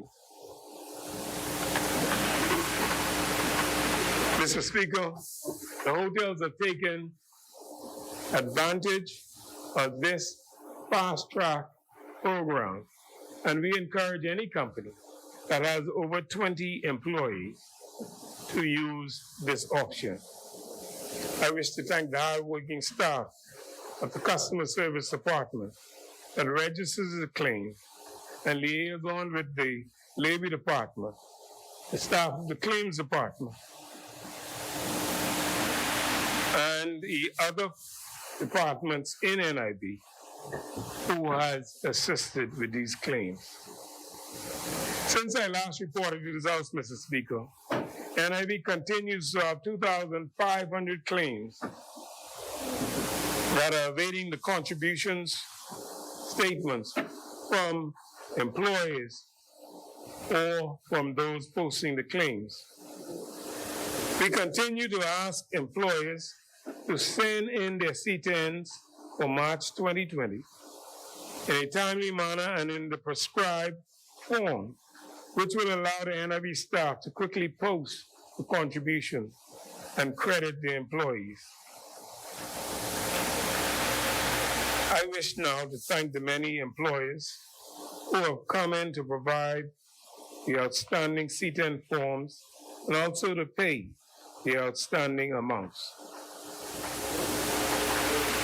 Mr. Speaker, to further assist us with this program, NIB has engaged its V3 vendor to provide an enhancement to the system that will give the board the ability to bypass the contributions posting for those persons impacted by COVID-19. Work started on this enhancement 2 weeks ago and is expected that the code will be in production by next month. Mr. Speaker, this is an extremely important code. What this will do is allow NIB to work around the system and execute and deliver the claims in a more timely manner. Mr. Speaker,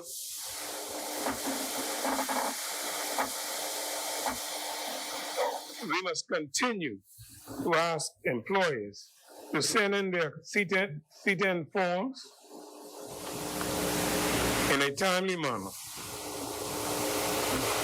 so that all of our customers can get their claims quickly.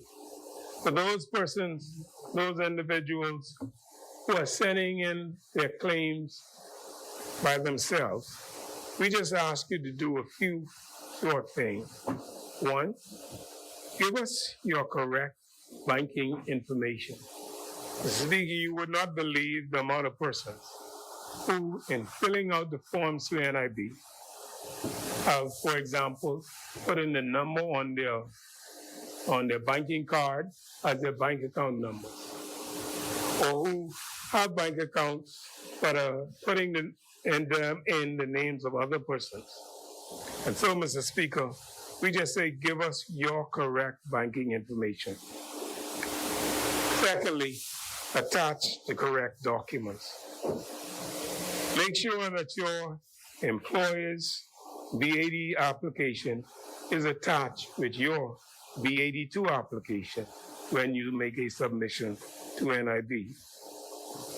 If you are working with a company that has opted to use the expedited process, you do not have to fill in a form or apply for your benefit. NIB will just pay your company so that they can pay you. Fourthly, send your information to the email posted on the website. Here is what happens. Let me just go back to that. If you're working for Brave Davis & Co., and Brave Davis & Co. employs 25 persons, all Brave Davis & Co. have to do to NIB is send in a list of all of his employees on an Excel spreadsheet to NIB. NIB will then check your spreadsheet, make the payment back to Brave Davis & Co. for each individual that he has submitted that was working for him. Of course, there are certain checks that will take place, but that will expedite the process. The employee does not have to go in themselves and put in an application. Because what we're finding is some companies are sending in that expedited form, and individuals are also applying. So you got two different applications. All I say to you is when you follow these very simple steps, your claims will be processed in the quickest possible time by one of the 60 processors that are engaged in this process.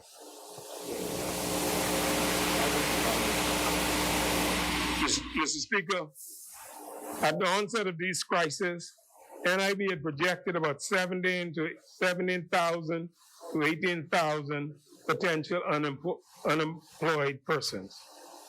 To date, the NIB numbers are far greater than that, which points to the seriousness of this economic crisis. We are seeing layoffs from all industries, from every constituency, and all types of business. And so we are responding to get funds back to these individuals throughout the Bahamas. In addition to the normal unemployment assistance established by NIB, the government has an unemployment assistance program as well. To date, approximately 8,800 applications have come in through this program. We believe, though, after analyzing the application, approximately 7,200 are unique applications. Of these, already, we have paid 5,000 persons. We've paid in excess of $2.7 million. This money has been dispersed.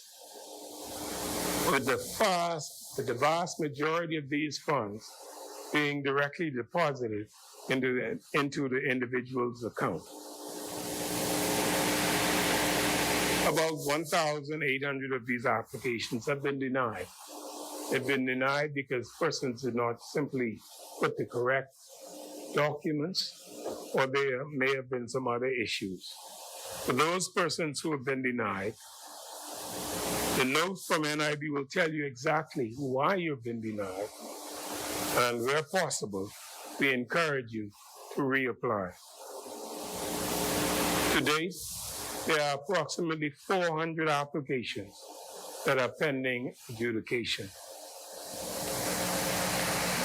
Mr. Speaker,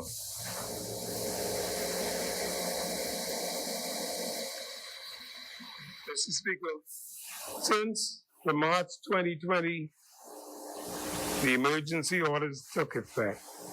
Some 283 additional employers are registered on the employer self-service portal. Added to the 125 employers already enrolled in the portal.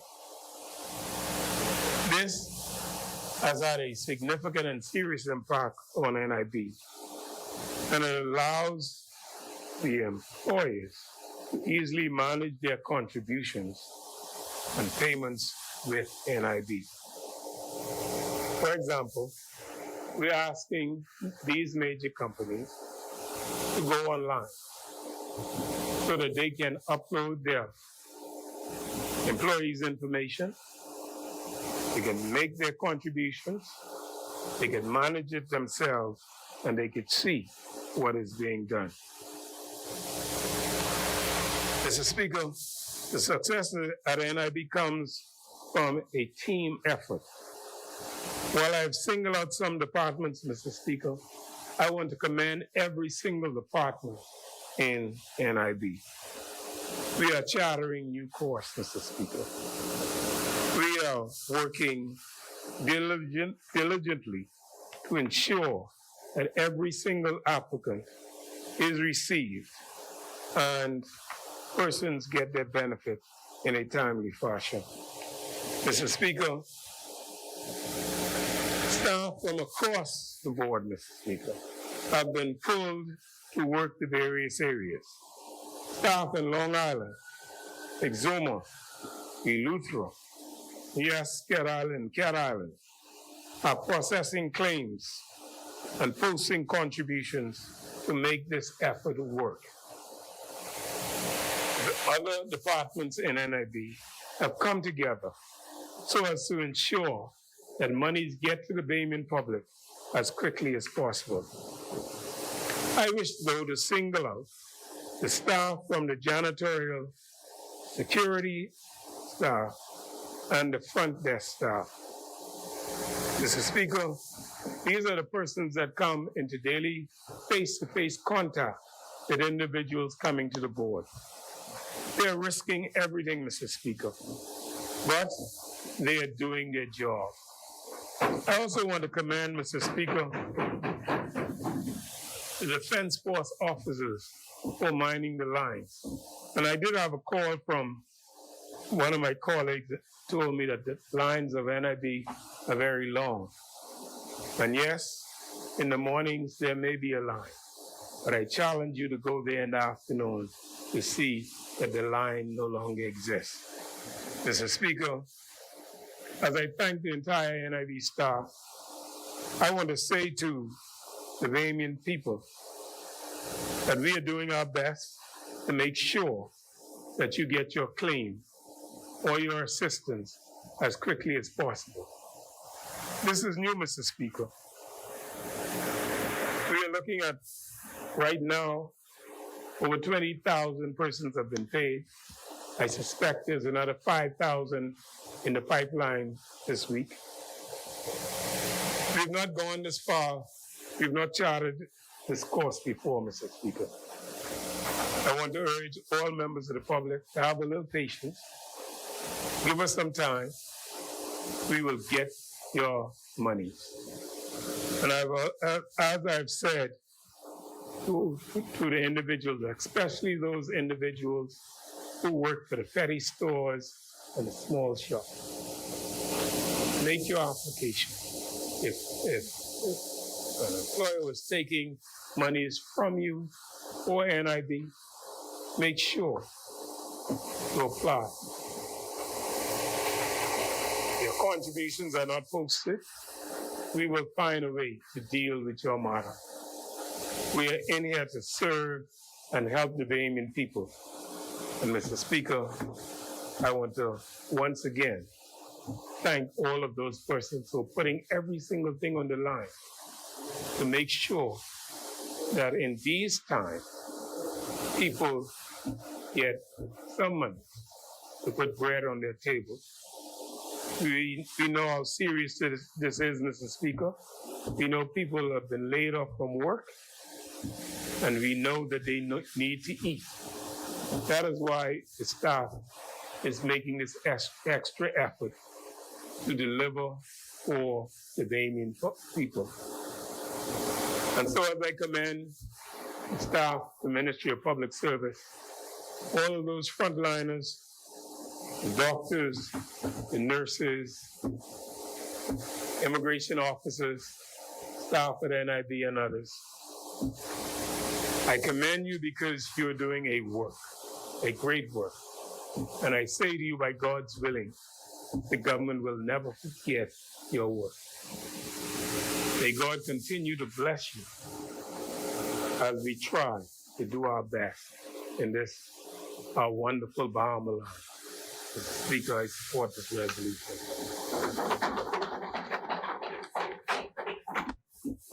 Thank you, Honorable Member. Honorable members, it has been moved and seconded that the following resolution be agreed. Whereas pursuant to Article 29, subsection 1 of the Constitution, the Governor General made a proclamation of emergency hereinafter the proclamation dated the 17th day of March 2020, declaring a state of public emergency, declaring that a state of public emergency exists in the Bahamas. Now, therefore, be it resolved that this House, 1, approves the continuance of the proclamation made on the 17th day of March 2020 until the 30th day of May 2020. B, affirms the continuance in effect of the Emergency Powers COVID-19 Regulations 2020 made on the 17th day of March 2020 until the 30th day of May 2020. C, affirms the continuance in effect of the Emergency Powers COVID-19 number 2 orders 2020 made on the 23rd day of March 2020 until the 30th day of May 2020. And D, affirms the continuance in effect of the Emergency Powers COVID-19 Special Provisions Order 2020, made on the 30th day of March 2020 until the 30th day of May 2020. As many as are in favor will remain seated. Those who oppose will stand. Honorable member, the question is being put. I'm putting the question. You cannot intervene at this time.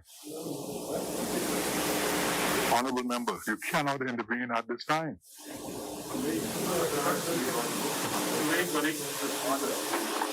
Honorable member, resume your seat. You cannot intervene while the question is being put.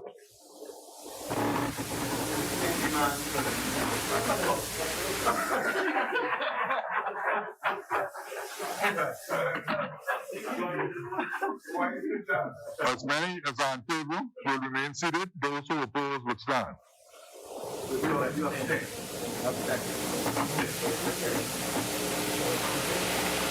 The resolution is agreed.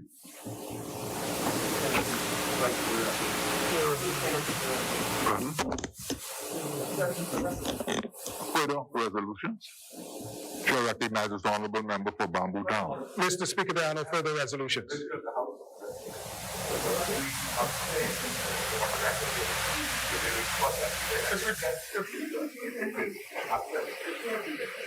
He did.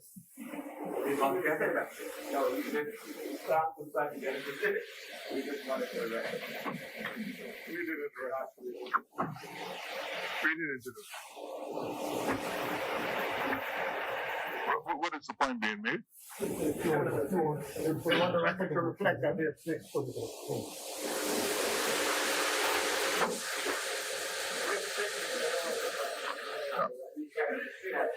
Let the record reflect that the member for Cat Island, Rumkey and San Salvador, and the member for Exumas and Rugged Island abstained. Member statements. The chair recognizes the Honorable Member for Cat Island, Rumkey and San Salvador. You have 1 minute. What are we talking about? You have 1 minute. How could you limit me a member statement? Because, cannot limit me on member statement. honorable member, But how he can do it? Please tell me. No, please tell me how he can limit me to a minute, please. If you could point out to me. Listen to me. The speaker, if you could point the rule where you have the power to limit me to 1 minute, I will abide by it.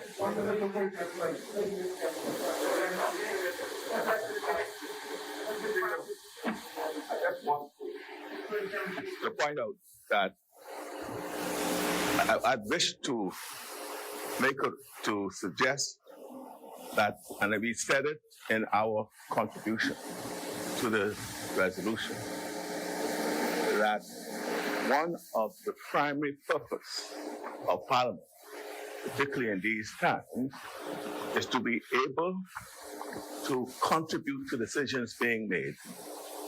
Right? It is a cardinal principle that the best decision, the best result from a decision comes when those decisions are either challenged and or scrutinized. That's the role of the Parliament, to allow these measures to remain in place for 30 days. Robs us of that opportunity. And Mr. Speaker, I'm saying that I will want honorable member, honorable member, member statement. And Mr. Speaker, honorable members, honorable member for Cat Island, Rum Kings, and Salvador. Honorable member for Cat Island, Rum Kings, and Salvador. We are out of order. The hands of the record will expunge from the record the statement made by the honorable member for Cat Island, Rum Kings, and Salvador with respect to the time frame, as it relates to the time frame with respect to the resolution that has already been agreed. Honorable member for Cat Island, Rum Kings, and Salvador, resume your seat.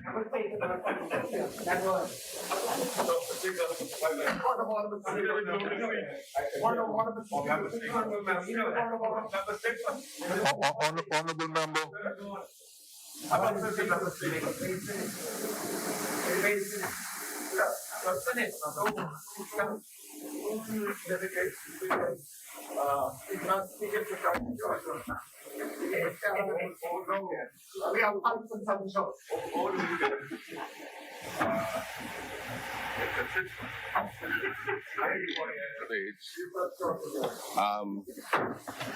Fast. That is McKinsey, New Bites, Cat Island. And I wish at this time to extend my condolences to the family. Also in San Salvador, there's a lady who required to be honorable member. This member state. Honorable member, what you are doing now in the estimation of the chair is an abuse of the process. On what basis? According to the rule. What the rule say? According to rule 45, subsection 1. Member state. It says a member may make a brief statement of not more than 5 minutes. Not more than 5 minutes can be 1. What you saying? 2, 3. I'm limiting you to 1. You cannot limit me. It says I can't speak for more than 5. Resume your seat. That's what I'm saying. I cannot speak for more than 5. I can speak up to 5. You could stop me if I'm going after over 5. I could stop you after 1. You can do what?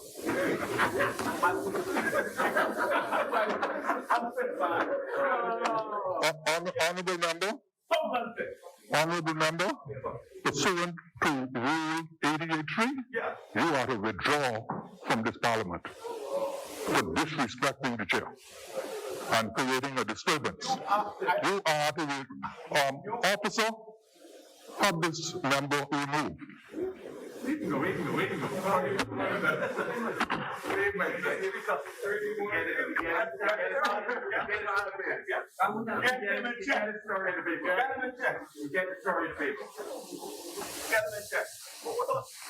Officer, have this member removed. I'm not anti-social, would you please, meeting,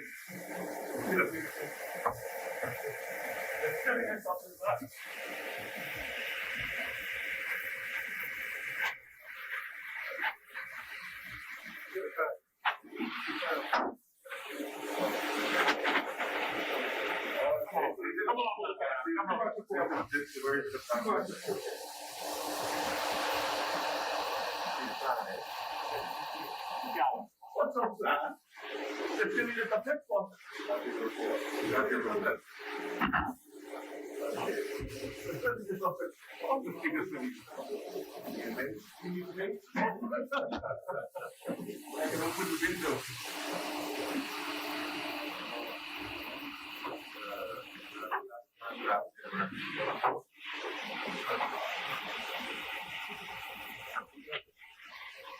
Honorable members, there being no further member statement, we'll proceed on the order of business. Appointment of select committees. Instructions to select committees. Discharge of select committees. Notices for future meetings. The chair recognizes the honorable member for Bamboo Town. Mr. Speaker, what we just saw in this place was really an abuse of this parliamentary process and the rules of this House. The senior member was quite aware that he did not have the right to try to relitigate a debate when a question was already put in this parliament. But given the significance of this day, I guess some people trying to etch their names in the history books as well, but let it reflect that the member was not comporting with the rules of this honorable place. Having said that, Mr. Speaker, I will rule all matters in the name of the government and serve notice that the House will adjourn until 10 a.m. Wednesday, the 27th of May, 2020. So I move that the House adjourns until 10 a.m. Wednesday, the 27th of May. Honorable members, it has been moved and seconded that the House adjourns to 10 a.m. Wednesday, the 27th of May. As many as are in favor will remain seated. Those who oppose will stand. Final adjournment. Mr. Speaker, I do now move that the House adjourns. Second. Honorable members, it has been moved and seconded that the House adjourns to the 27th of May at 10 a.m. As many as in favor will remain seated. Those who oppose will stand. The House stands adjourned to 10 a.m. Wednesday, the 27th of May. All right.